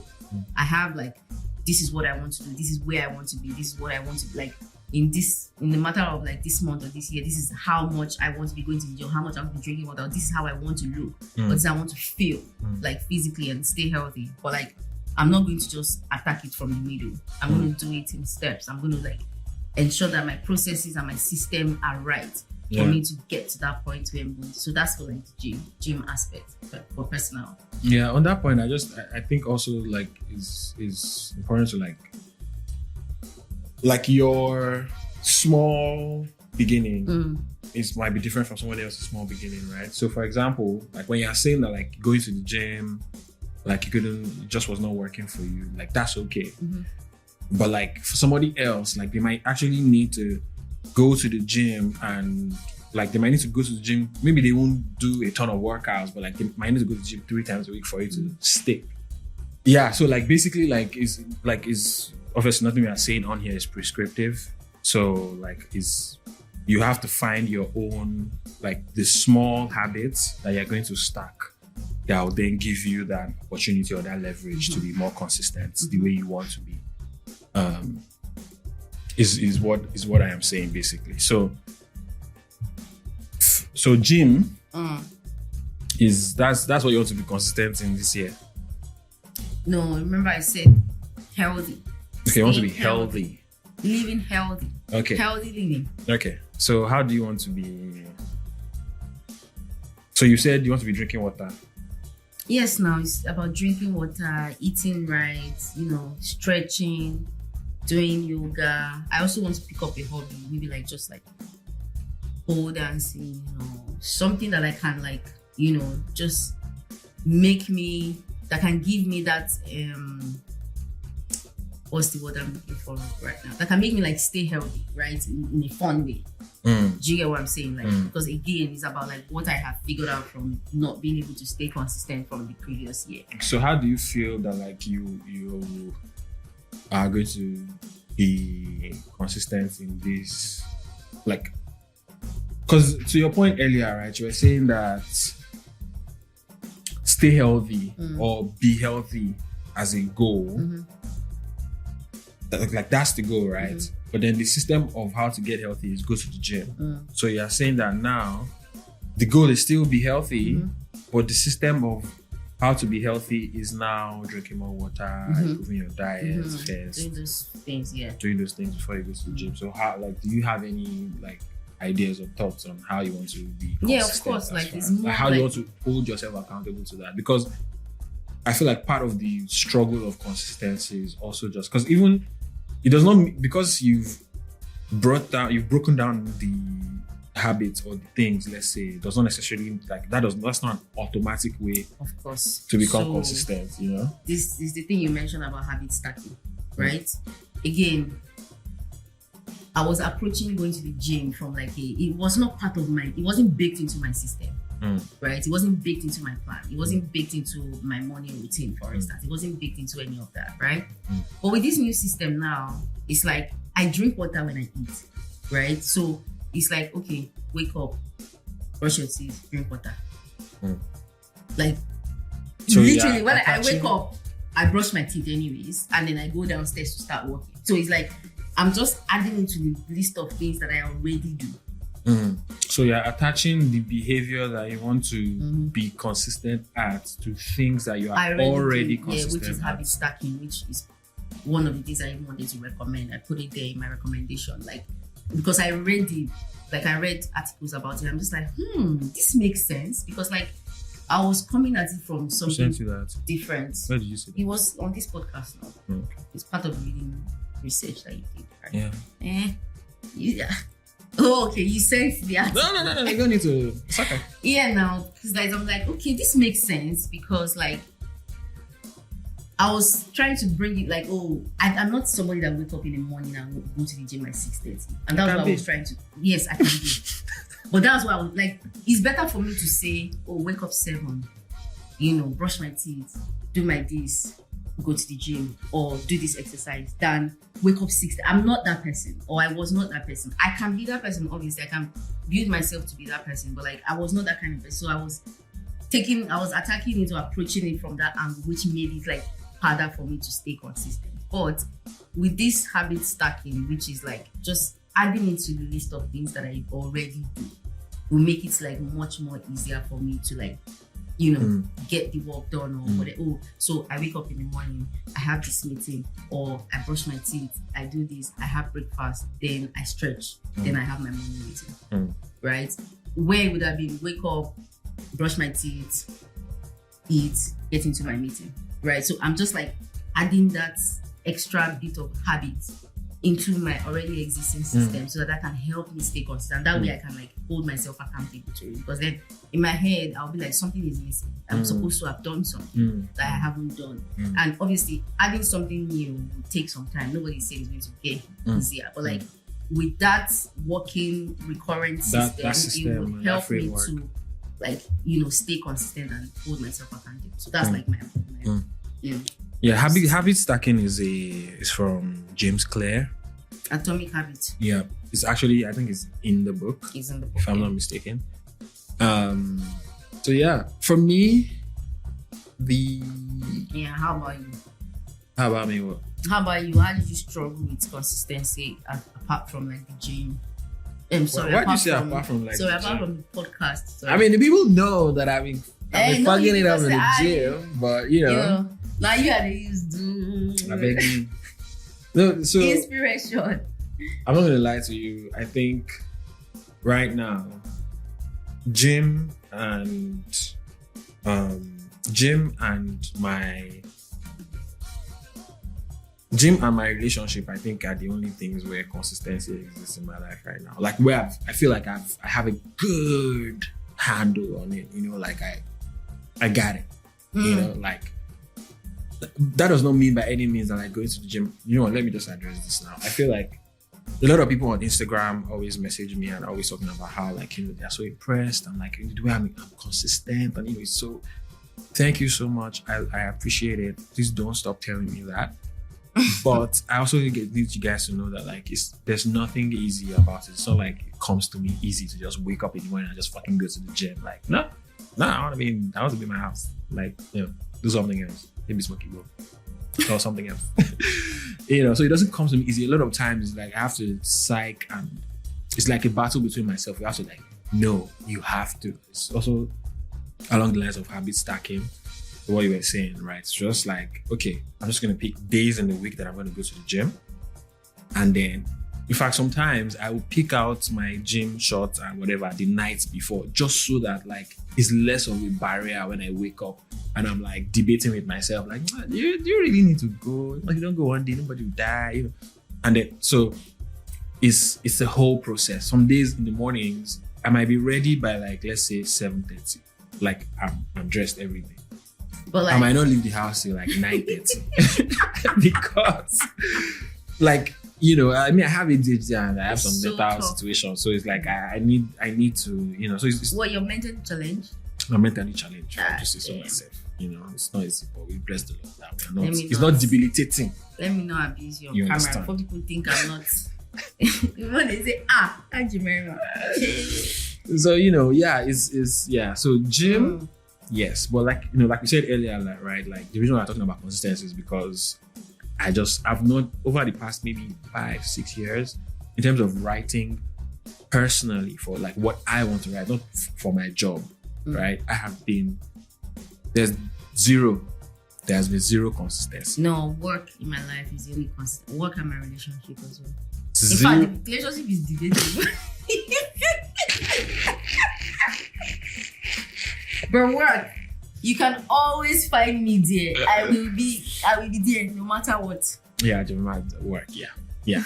So for me, it's just gym and my relationship. Yeah, but everything else. So part of like this year and the later part of last year was trying to be more consistent at self-publishing. So the things that I want to write. So for example, and I'm making good progress on this. I'll have you people know, right? First of all, I publish one essay.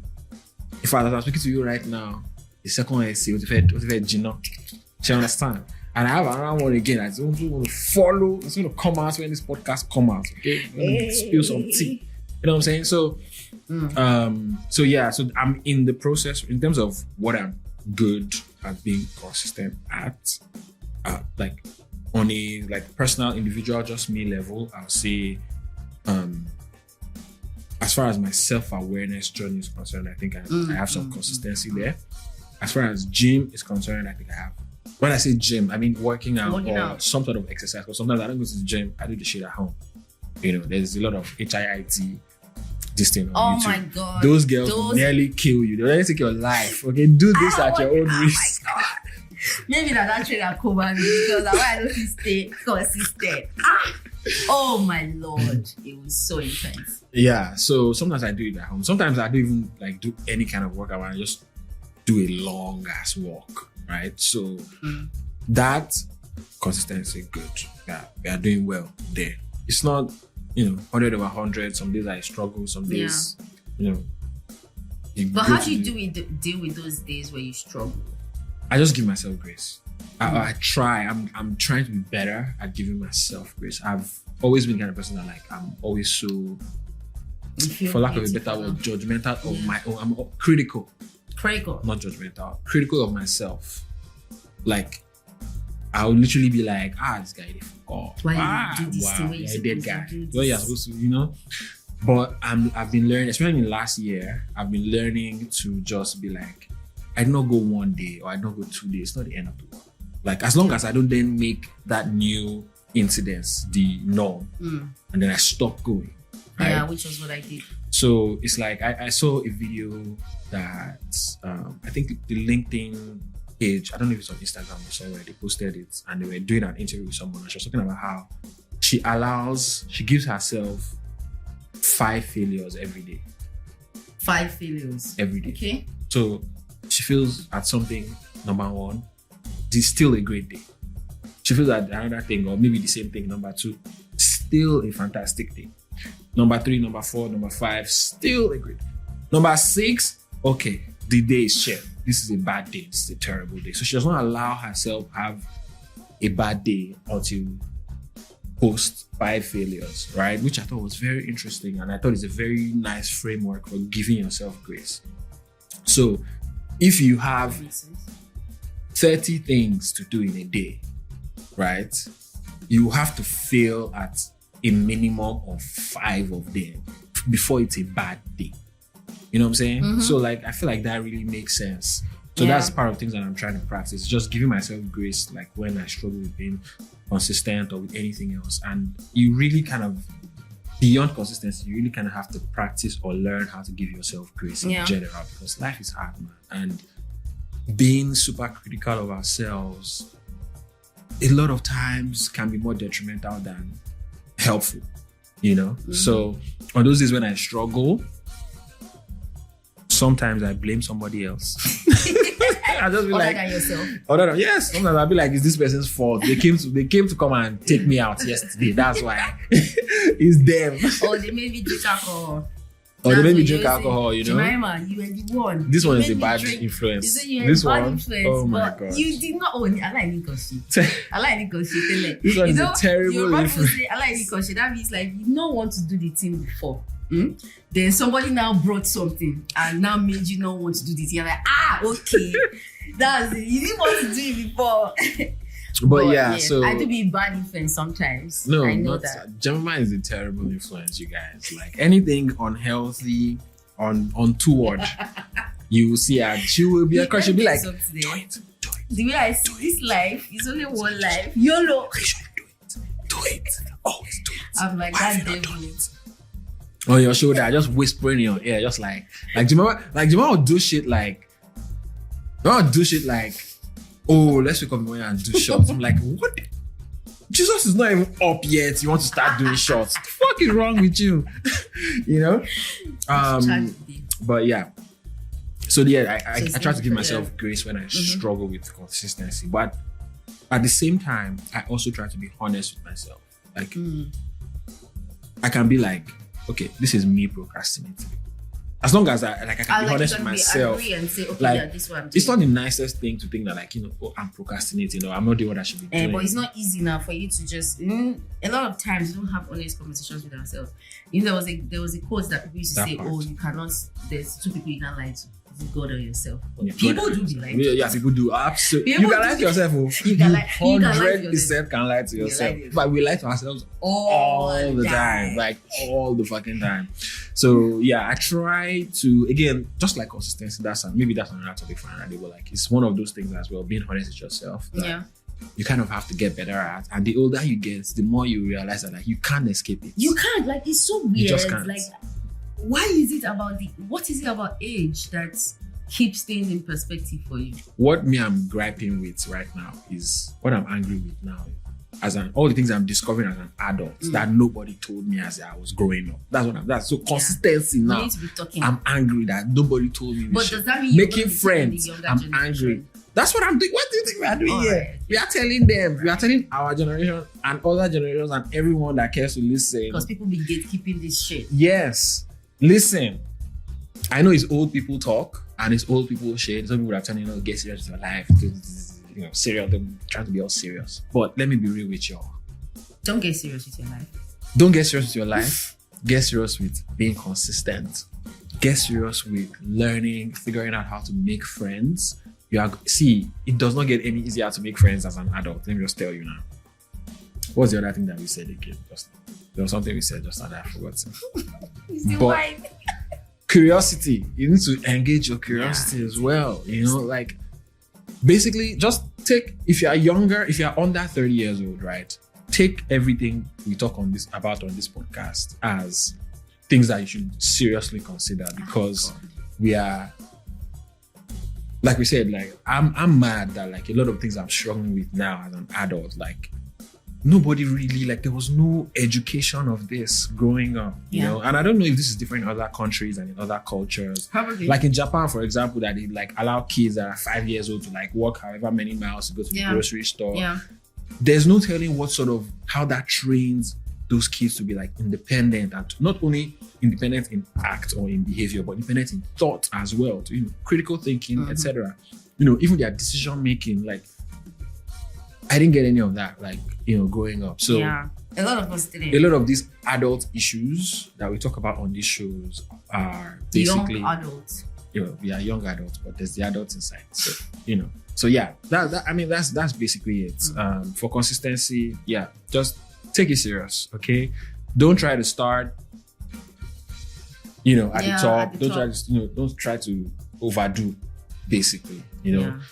Break it down into the smallest achievable thing and just try to do that smallest achievable thing over and over and over consistently. Once you get that, then you can add another layer. Once you get that, add another layer. Once you get that, and so on and so forth. So I wanted to read out something I saw about just habits and the concept of thinking small and starting small and then thinking big. And it says like the concept of tiny habits revolves around starting small, manageable actions that are easy to integrate into your daily routine. These micro changes are more likely to be ingrained in your behavior over time, setting the stage for larger, more impactful habits. Consistency is key. Consistency is the bedrock of habit formation. By repeating a behavior regularly, you reinforce neural pathways in your brain, making the action more automatic. Aim for small, consistent effort rather than sporadic, intense burst of activity. And that stood out to me because that's what I was trying to do with gym. I wanted to be sporadic. I wanted to let me get there, carry this weight and all of that. I wasn't doing badly, to be fair, right? But I just could not keep at it because I had not built those tiny habits to make me stay. Yeah, the tiny habits that will make that action easier to repeat. Exactly. Yeah. So that's it. Yeah. I was like, okay, this is it. And I'm like, based off of this and the system I built together and what I'm thinking, I just need to also be honest with myself and keep myself accountable and say, if it matters to me that much, then I will do it. Yeah. And even on a more personal level, a lot of things that I do, right? I do them because I can see how it draws a straight line between how much it matters to me. I would not do anything that does not matter to me on some level. I have a measuring system that I use personally. If that thing I'm doing does not get to that measuring system, it does not affect me. That means I don't care about it, and I'll just put it by the wayside. So I'm trying to use that measuring system more and figuring out, okay, what does this thing mean to me? How is it important to me? How is it going to impact my life or the person I'm engaging with or whatever it is? And then through that, I'm able to, do bigger things or even be more consistent than what I want to do, get the desired outcome that I want from this specific thing. So long story short, that makes sense. Stay consistent. It's not going to be easy. Do the little things. Do the little things. Habit stacking. There's also something called the 2-minute rule, which is if you can do it within 2 minutes, you have to do it immediately. Right. That helps with procrastination. It's if something you can do in 2 minutes, just do it. Actually. And you'll be surprised how many things you can get done. Because if you say... Because what can you really not do in 2 minutes? Exactly. If you think I can wash one glass in 2 minutes, right? Absolutely. And you start washing one glass and there's 16 other glasses there. Are you going to really just wash that one glass? No. You know, if you dip it, like, you probably just end up washing, even if it's just half. That's already more than if you are like, there's 16 glasses in that sink. I cannot be bothered, right? So everything, you can do almost everything in at least 2 minutes. And this is something I also just started practicing myself. So I'm using it to hold myself accountable and to help with like my procrastination, because my procrastination is terrible, right? 2-minute rule, okay. Yeah. So it's like, can I write 2 sentences in 2 minutes? Okay, I can do that, right? So I start writing something. I'm like, but you're going to stop there. Let me just finish this paragraph. Let me just add another paragraph. Let me just, you know, and small thing, you know, I've done 4 paragraphs. That's going to be a very good hack for me at work. Soft. If you can do it in 2 minutes, you just start doing it. And the thing is, we always wait for inspiration, but inspiration is generated by action. You have to start the thing, and then that is what causes the inspiration to come. You get, it's not that like you are not doing anything and the inspiration will just hit you. You just say, like, let me go me. Blows powder. Then you start doing something. No, it doesn't work that way. So yeah, be honest with yourself. Start with the tiniest possible little habits that you can. Habit stack. So attach those habits or behaviors that you want to be consistent at to things that you are already great and consistent at. Obviously, the goal of consistency is to make it automatic, so you don't have to think or stress about things. It's like your essay that says about like writing, and writing is like a muscle. Like you keep when you keep building the muscle, and the more you keep working the muscle, you keep building it. So it's the same thing. Like exactly. Just keep baking it into your system, keep doing it, and then before you know it, it becomes like automatic. It's kind of like the way it is for work with me. It's like I have been doing this shit for so long, and like you can wake me up in the midnight, like. There's some things that you don't just have to think about. It's just automatic. Even when I'm sick, if I still want to get in that motherfucker and start doing that work, and because I don't know about that. It's part of my tenacity. You know what my working genius? Obviously, the capitalist God has Jemima in a chokehold. Like, I just want my boss. I hope you're not listening to it, but you should listen to it. I just wanted my money to match. To commemorate. You know what I want the money to match the effort. I feel like with what I have in my head and what I know and everything I can do, I don't think like anybody's going to be able to pay me my worth. But I'm willing to see like at least the effort, like for you. We should try to get close. At least they won't get there, but you know, just get there. Do your best. Right? Put your best foot forward. So like the more I was building that muscle, I was able to like sleep, wake up, do it. Right. So it's about like just building the muscle. Yeah. Right. But so essentially, for you, were doing the. I forgot it. No, but go on. It's for me. I was going to say for you, so you want to get to a point where essentially it's automatic for you to drink more water. It's automatic, like your diet is basically automatic. Yeah, like if I'm eating rice, I'm putting veggies, like that, that kind of thing. Like it's automatic. I don't have to think about it. Yeah, exactly. And for me, it's evangelizing my business. And putting out, creating more things and putting it out into the world. Because creating the thing is one part, putting it out is another part that I struggle with both ends of the spectrum. Imposter syndrome comes in? Yes. So, just quick roundup. Start small, habit stacking, 2-minute rule. Anything you can do in 2 minutes, just fucking do it. Give yourself grace. And I think finally be honest with yourself. All of these you're not just going to wake up tomorrow and just be great at it. But you can start small and eventually, hopefully you get there. If you have any struggles with consistency, or just let us know. Give us the gist. Or if you have any tips, hacks. Yeah, something you've done that worked for you. Because sometimes you don't know it, or we've read all these research papers and all of these things. But like there might still be something that works for people personally that you can just want to share and let us know about it. Nobody said it's gonna be easy. It's never gonna be easy. And I feel like as a way to keep myself accountable, anytime I come on this podcast, I will talk about my staying healthy, right? I'll talk about it like on the podcast, like there you go. I have stayed consistent. Every What I'm struggling episode, with, we are right? going to get I'll just an give update I'll on just give an Jemima's. I'll just give an update. Like, oh, On I haven't Jemima's drank life water. goals. I haven't been drinking water. I'm sorry. Oh, I haven't been adding veggies, right? You know, yeah. But I'm just to keep myself People should make sure pester alive. accountable. Make sure you ask her. Did you drink water today? How many vegetables did you eat today? Did you eat But you know what? fruits? But you know Did you what, stretch? Water. Did you do yoga? This is one of my. I didn't want to do this on the show. I did not even think about it. But like this bottle is what is going to help me. Like I need to be very consistent at like. How many do you need to consume a day? I need to consume one of these a day. One?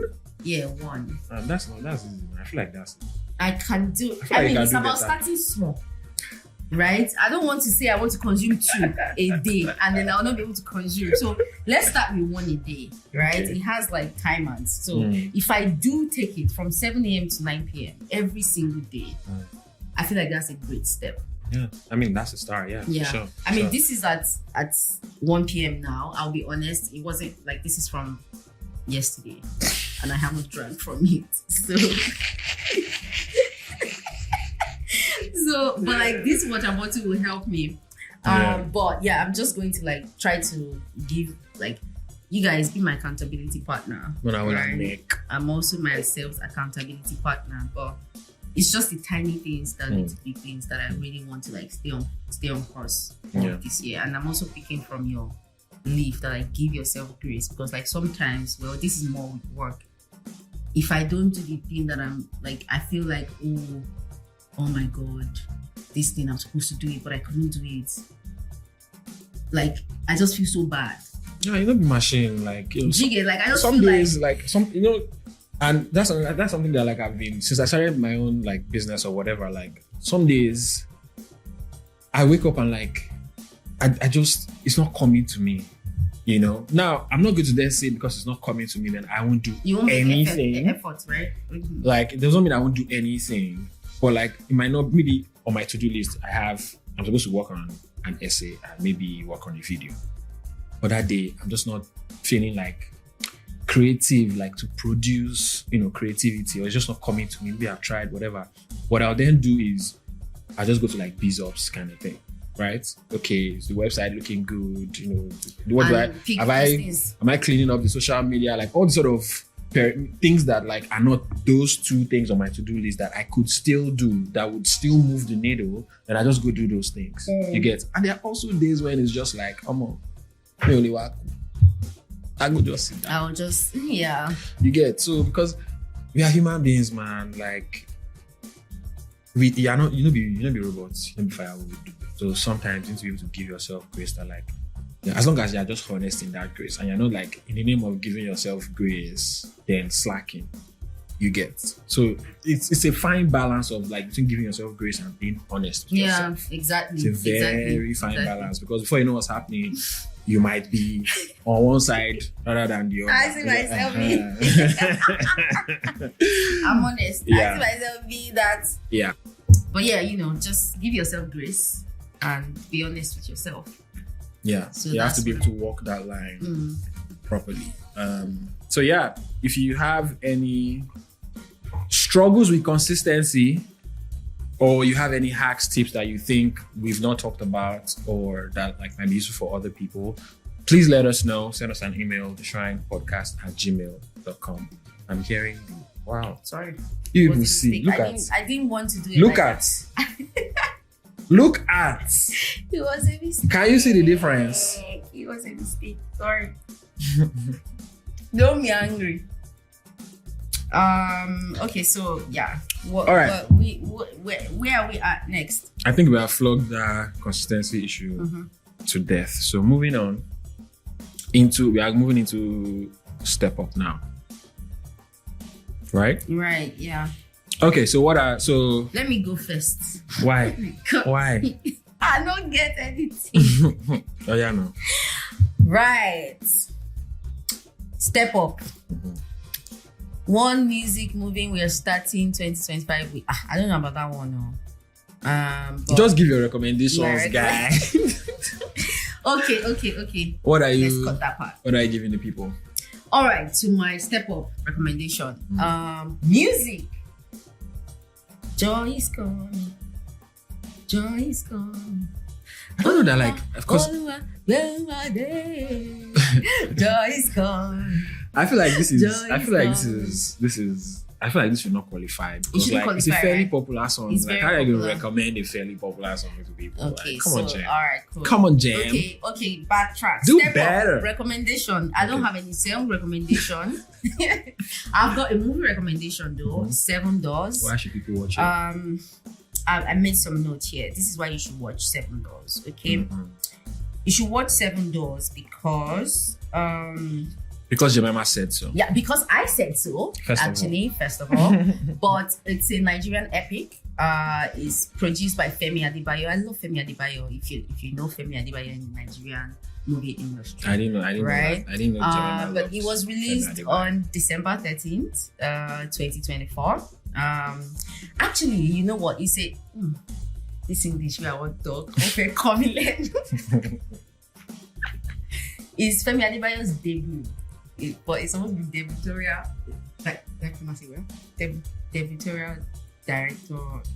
It's debutorial good. It's His a directorial debut.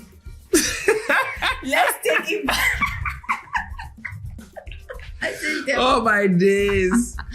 She said his debutorial director. It is Femi Adebayo's directorial debut. Right? There you go. It has like Chioma Chukwuka. If you know Chioma Chukwuka, she's a very good actor.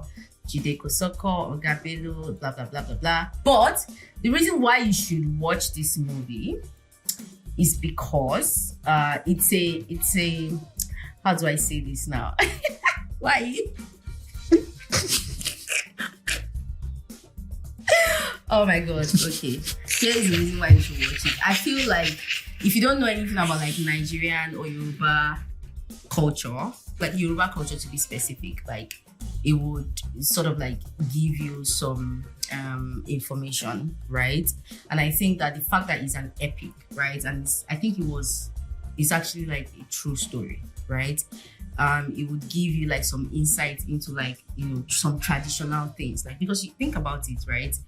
Yes, we are all in the digital age and digital world and everything, but like some things like I will never get over how Jemima pronounces digital.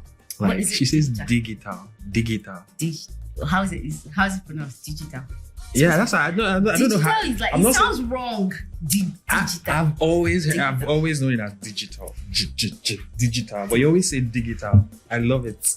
Digital, you know, I live in a digital world the now. funny thing is that, like, I need to check if what my pronunciation is right because I studied English, so I should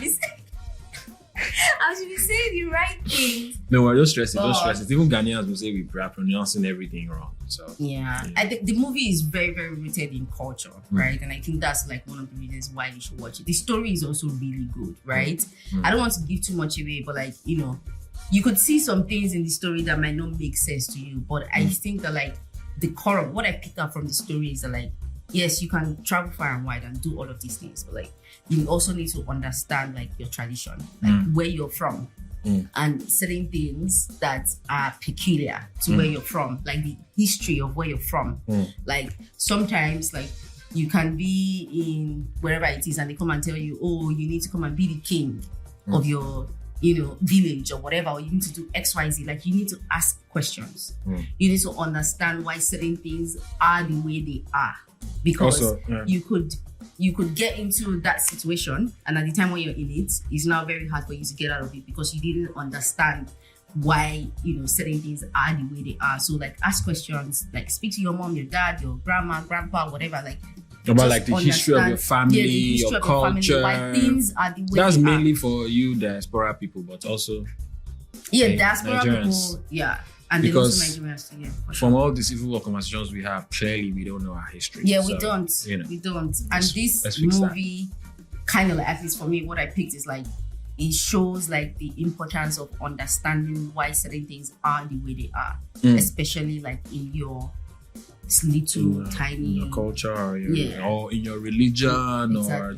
just in general. Like, Just ask questions too, because like the main character in the movie, who's Femi Adebayo, who also directed it, he didn't ask certain questions, and he got into a situation where he was now having to discover certain things because they didn't tell him things, and he also asked questions, like the important questions. So Okay.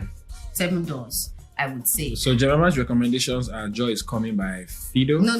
Don't put Joy is Coming. I've taken that away. So no music recommendation. No, okay. And her I movie mean, recommendation is 7 Doors. Music recommendation, just listen to Wizkid. Anything by Wizkid. Cool. Movie recommendation, 7 Doors, and Hack, habit stacking. I already spoke about it. She's already spoken about that. So identify a current habit to do each day and then stack your new habit on top. But don't make sure it's not an overwhelming habit. Okay, remember, start small. Just one thing. Yeah. Brush my teeth, take my bath, drink coffee, stretch, get to my meeting. Stretching might be the new thing. Like for me, now that's the new thing I've added into my. That's it. Pretty much. So what about you? Thank you very much. My music recommendation is Doechii. Her EP. Doechii is a rapper. She's a female rapper. From where? From the America. It's from the United States. When did she start rapping? I don't know. I don't know much about her. Actually, yesterday I saw. What about the hip? Yesterday I saw a YouTube video. Yesterday I saw a YouTube video of her. In 2020, she just lost her job and everything, and she was like, "I'm just gonna go to studios and ask them if they need interns and stuff on YouTube, right?" And fast forward to 2024, she's performing on NPR. She performed with Kendrick at like the TD Christmas whatever show. She's Grammy nominated in 4 years, right? So inspiring. But that aside, I just think Doechii's her pen game is incredible. Go and listen to Nissan Altima is incredible. But my recommendation for music this week is Doechii. That's Doechii. Her EP, her 2024 EP, Alligator Bites Never Heal. Go check it out. It's dope. I think you'll love it. My movie recommendation is 6888 by Tyler Perry. I don't do Tyler Perry things, and the CGI in this movie was a bit funky, to be honest with you. But it's a true story, and I think it's a story worth telling because it's a story about the female battalion of the US Army during one of the world wars. And I just think it was a very interesting story to tell. Kerry Washington did great, and all the supporting cast. It was a good movie. It's not perfect by any means, but from a story, from as far as like what makes it good is the historical story. Okay. That was told in the movie. Like about can you give anything? I don't want to give anything away, but like just go check it out. It's basically, like I said, it's about the female battalion. A battalion of female soldiers that were all black. Oh my God, that's like during one of the world wars, right? And just the things that they did. They didn't go into the actual Ogun. They didn't go to the front of the war to go and fight. Practicing my Yoruba. But yeah, it's again to Jemima's earlier point about learning about our history, our culture. I know that we Africans, we're always like, oh, our culture, but like I think it's also important to learn of African cultures that are not in Africa. So African Americans, for example. Yeah, so black cultures that are not African, are not strictly African. I think it's also important to learn and know about that stuff because we are one. You know what I'm saying? Absolutely. So that's my movie recommendation. To read, just look for Timi Ajiboye's Medium. Just Timi Ajiboye is, I don't even know what he does now, to be honest with you. He's in tech. I can tell you that much. In tech and crypto, I think. I don't know what he does now, to be honest. I think, Bitcoins. Is Bitcoin still a thing? I don't know. But basically... I cut all of that. By the way, you don't have to go to that. But Timmy, by the way, I'm sorry, but I just don't know. Okay? I'm not close to him like that. I don't really follow him. Of course, I know of him. I know he's a brilliant he's a tech bro. Developer. I know he does a lot of cool stuff, but I just don't know what he's up to right now. I've not been following him. Fair. In the past year or so, I've not really been following him. But he published this thing called 30 Things by... Oh yeah, you sent that to me. That was really I sent it to you. So he published 30, basically it's a collection of 30 lessons that he has learned while as he turns 30. And I think they have some great insights, some fantastic things to think about, some very interesting things in there. So go check that out. Timi Ajiboye, Timiajiboye. 30 Things by Timi Ajiboye. Go check it out. And my hack recommendation for this week is the 2-minute rule, which I already spoke about. If you can do it in 2 minutes, get it done. The end. Moving on, this will officially be our first 2-hour pod, potentially. So 2 hours? No, we're going to cut it. We are recording for 2. We've been recording for over 2 hours now, and this is going to take forever to transfer. But yeah, okay, moving on to Village Square. What do you want to talk about here in Village Square? There's actually a lot to talk about. There's a lot to talk about. One second, we can cut it. I'll start with. Do you know what? I don't even know that this is. We can cut it now. Cut what? The Village Square portion. No. Like whatever the one you're talking about. Like we can just pick. Okay, I think the one that recent. I was going to go with. So we have some things here, right? We have. Never mind. Basically, I'll just go with. I'll go with this. This post was made December 16th, 2024. And it's made by Big Bad Rennie on Twitter, right? And basically, she's talking about. Let me just read it for you guys. And you idiots that like to pretend that you're intellectual talking like Dirty December will increase our FDI are killing me. Meanwhile, if you look well, the commercialization is directly proportional to artificial intelligence in so many regards, lots of big words. Especially that charging in dollars bullshit and the short-lived real estate trap. Don't be foolish, Charlie. This is 30 December, people who know what we're talking about here. And IGGB built its party brand off the back of existing nightlife in Lagos. The party blew up. Now it's okay to charge hundreds and thousands of dollars because IJGB edition. So what she's talking about here basically is Sunday Atilashe. And essentially it's just what happens in 30 December basically, which is everybody starts charging in dollars, which by the way is illegal according to the Constitution of Nigeria. The only legal tender that are meant to charge for any service or good in Nigeria is the Naira. It's illegal to charge in dollars, but obviously Nigerians are going to take advantage of whatever they can take advantage of. And so there was this phenomenon in December of 2024 where it's like all the shows and events were charging in dollars, you know, Airbnbs and co are charging in dollars. Jemima is sorry, I'm texting. This is not how we are going to be consistent. Obviously. Apologies. But all right, go on. So yeah, like, and I've been to Sunday Atilashe. You know, it was great, it was fun and all that stuff. But I just feel like you can find another way to make your model work without charging people in dollars. Like, it's one of the most ridiculous things. What is that about? Like, not this IGGB Sunday Atilashe thing, but like just because I went to Nigeria in December and a lot of people were charging in dollars. What's that about? That's what I'm saying. Like, is that the new legal currency? No, it's not. It's illegal. Like, it's illegal to charge in any currency other than Naira in Nigeria by law, right? And actually, by law. But yeah, lawyers will confirm this. Like, if I'm wrong, please, let us know. But I'm absolutely sorry. But you're long, sir. There it is, right? So it's just that thing of Nigerians. Like, again, it's been a terrible year for the country. Economy has been in shambles. The currency has been in shambles. And I think the best thing to do is charge people in dollars. And that does not serve people that are already living in Nigeria. It only serves people that are here for 2 weeks, a month, whatever the December period that they are there for. So like, why? It's just, it goes on to these things that we always talk about. And the guy that runs this Sunday Atilashe, right? I saw a video of him a while ago. He did a TikTok where he was talking about, he was thanking his mother for like making sure that he had a... Oh, is it the Sunday Atilashe that we used to go for? Yes. They charge in dollars now.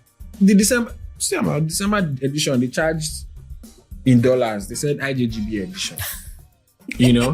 And anyways, I saw a video from the guy, and he made a video about how like he was thanking his mom for like doing the thing, and like basically he has an American passport. Yeah. Right. So he was like just being grateful that like, man, like if he didn't have another passport, like the kind of opportunities he has, or he will be able to access, etc., he would not be able to access it, which is good. Which is true. But then a few months later, you're charging people in dollars for an event you're putting together. I understand it's IJGB edition, but still, like, be for real. No, what is really IJGB edition? That's nonsense, because you're not going to get 300 IJGBs to come to your event. Like, they are not going to come.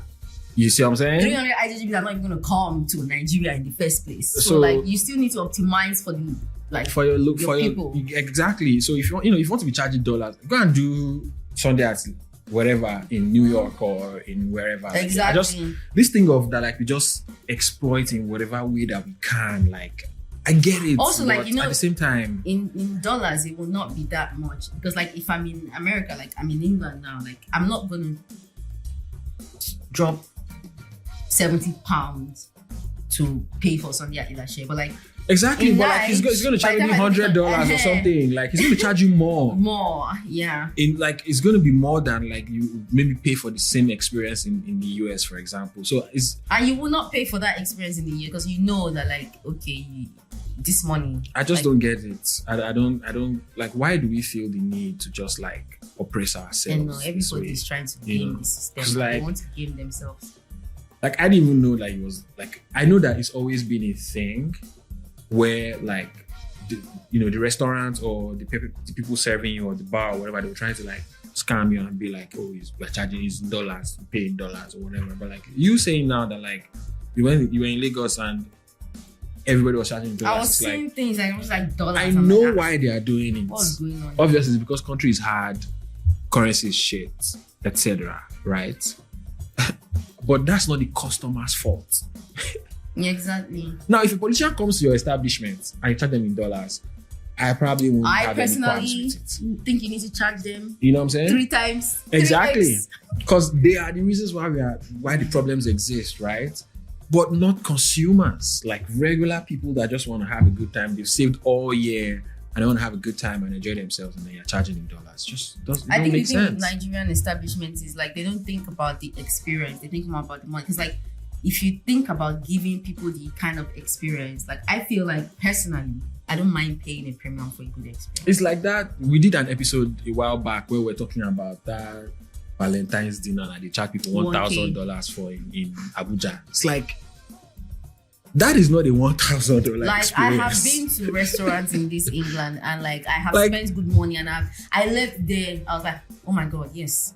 That's what I always say for Dirty December people. It's like, if you're going to go to a concert and pay 5 million, 20 million, whatever for a table, like, the experience. Think about what a $3,000, $5,000 experience would be in America. Like, they whine me. You know what I'm saying? So like, it's like a king. It's nowhere near. So there's no reason why anyone should be charging for that. Like nobody can tell me now that you can guarantee me $1,000 experience in Nigeria. No. Like, what? How are you going to do it? What do you want to do? Do you get what I'm saying? Like, if I spend that same amount of, it's like the real estate people too.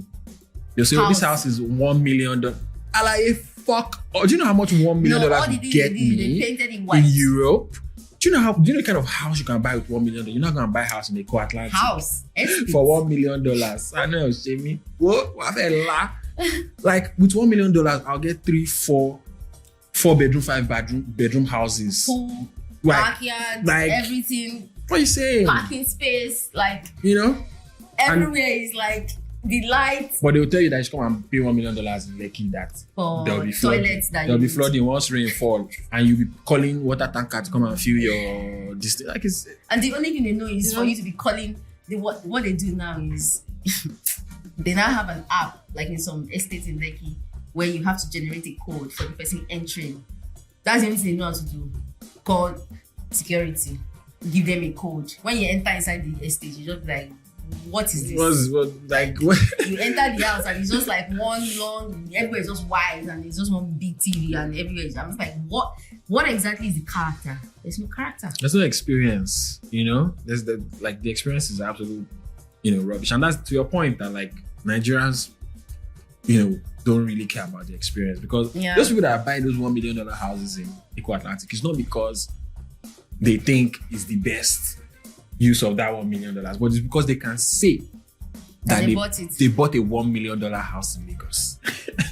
You understand? So yeah. Anyways, moving on. Let's do better. The next thing is many Nigerians are relocating themselves and their kids from the US back to Nigeria, so the kids can attend school there, especially those in elementary and high school. Later, they bring them back to the US for college because they believe Nigerian schools focus more on discipline and resilience. It's a bold move though, and not everyone can handle the adjustment. Now, I have personal experience with this.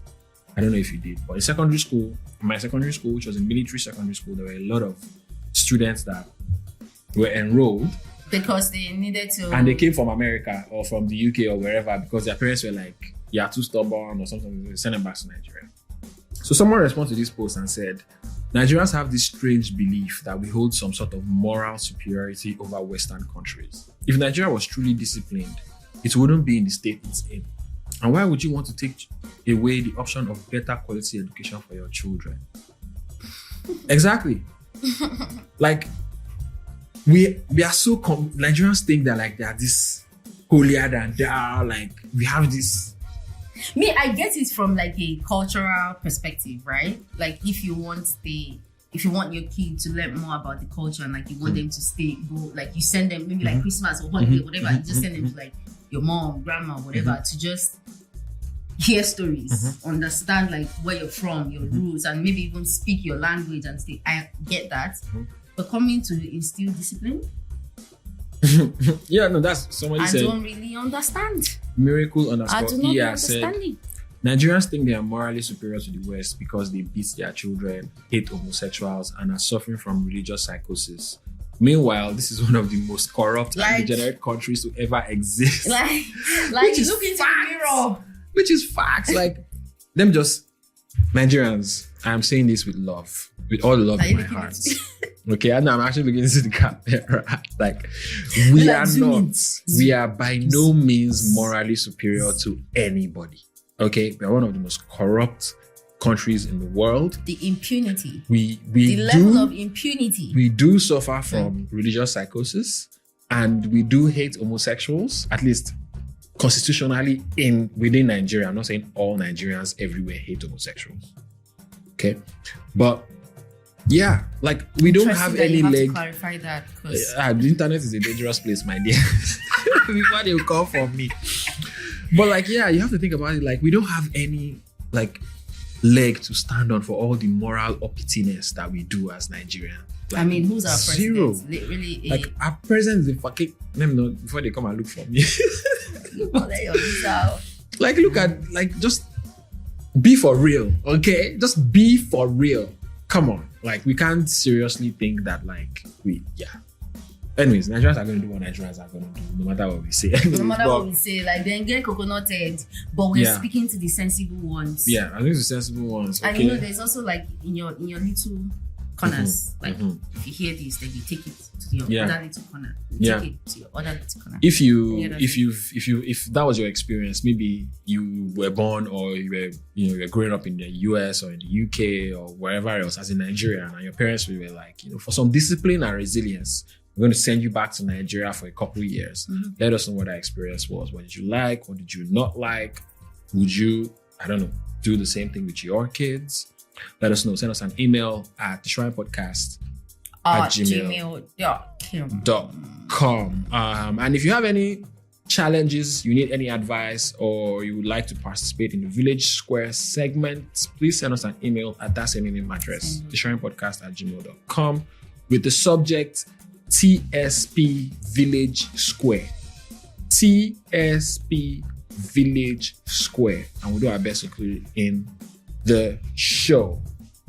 But I believe that we have come to the end of the show. This episode is going to be long, but it's the first one back. You got to take it like that. We're really feeling ourselves. We're a bit rusty, and we're still figuring How things many out, episodes are we doing of this season? Because I feel like that's part of the process, right? Because we need to be able to do episode, take a break, and then do another season rather. How many do you think? for this season. Yeah. I think like 8 is good. 8 to 10 is good. Okay, well, I was thinking 12 episodes. No, 12 is too much. We're stretching. Well, not too much, but I was thinking 12 episodes because our plan currently is to record twice a month. Mm-hmm. So twice a month means that by June we are done with this season. Okay. At least recording wise, right? So the rest of the year I can spend like promoing or whatever else, right? And I'm also preparing for next year. So maybe next year now, maybe we want to go for like, I don't know, once we interview Bill Gates and Elon Musk. Maybe not Elon Musk. All right. So by June we have 12. If we go by the 2. Yeah, that's the plan. So if we are recording twice a month, by June we would have done. If we want to do 2 seasons in this year, we can. There's also that option. But yeah, that was my thinking at least. But maybe the people should tell us. Let us know how many episodes would be good for a season. Let us know. Okay. And yeah, we're bringing you into this. If you let us process. know, Let's co-create it together. Basically, that would be you co-creating the show. So let's do it. I'm all for it. Like we spoke about earlier, we didn't even talk about how the episode vanished. Actually. Oh my God. Yeah. That is very key. Let me summarize it for you guys. We forgot to pay money and they deleted all our shit.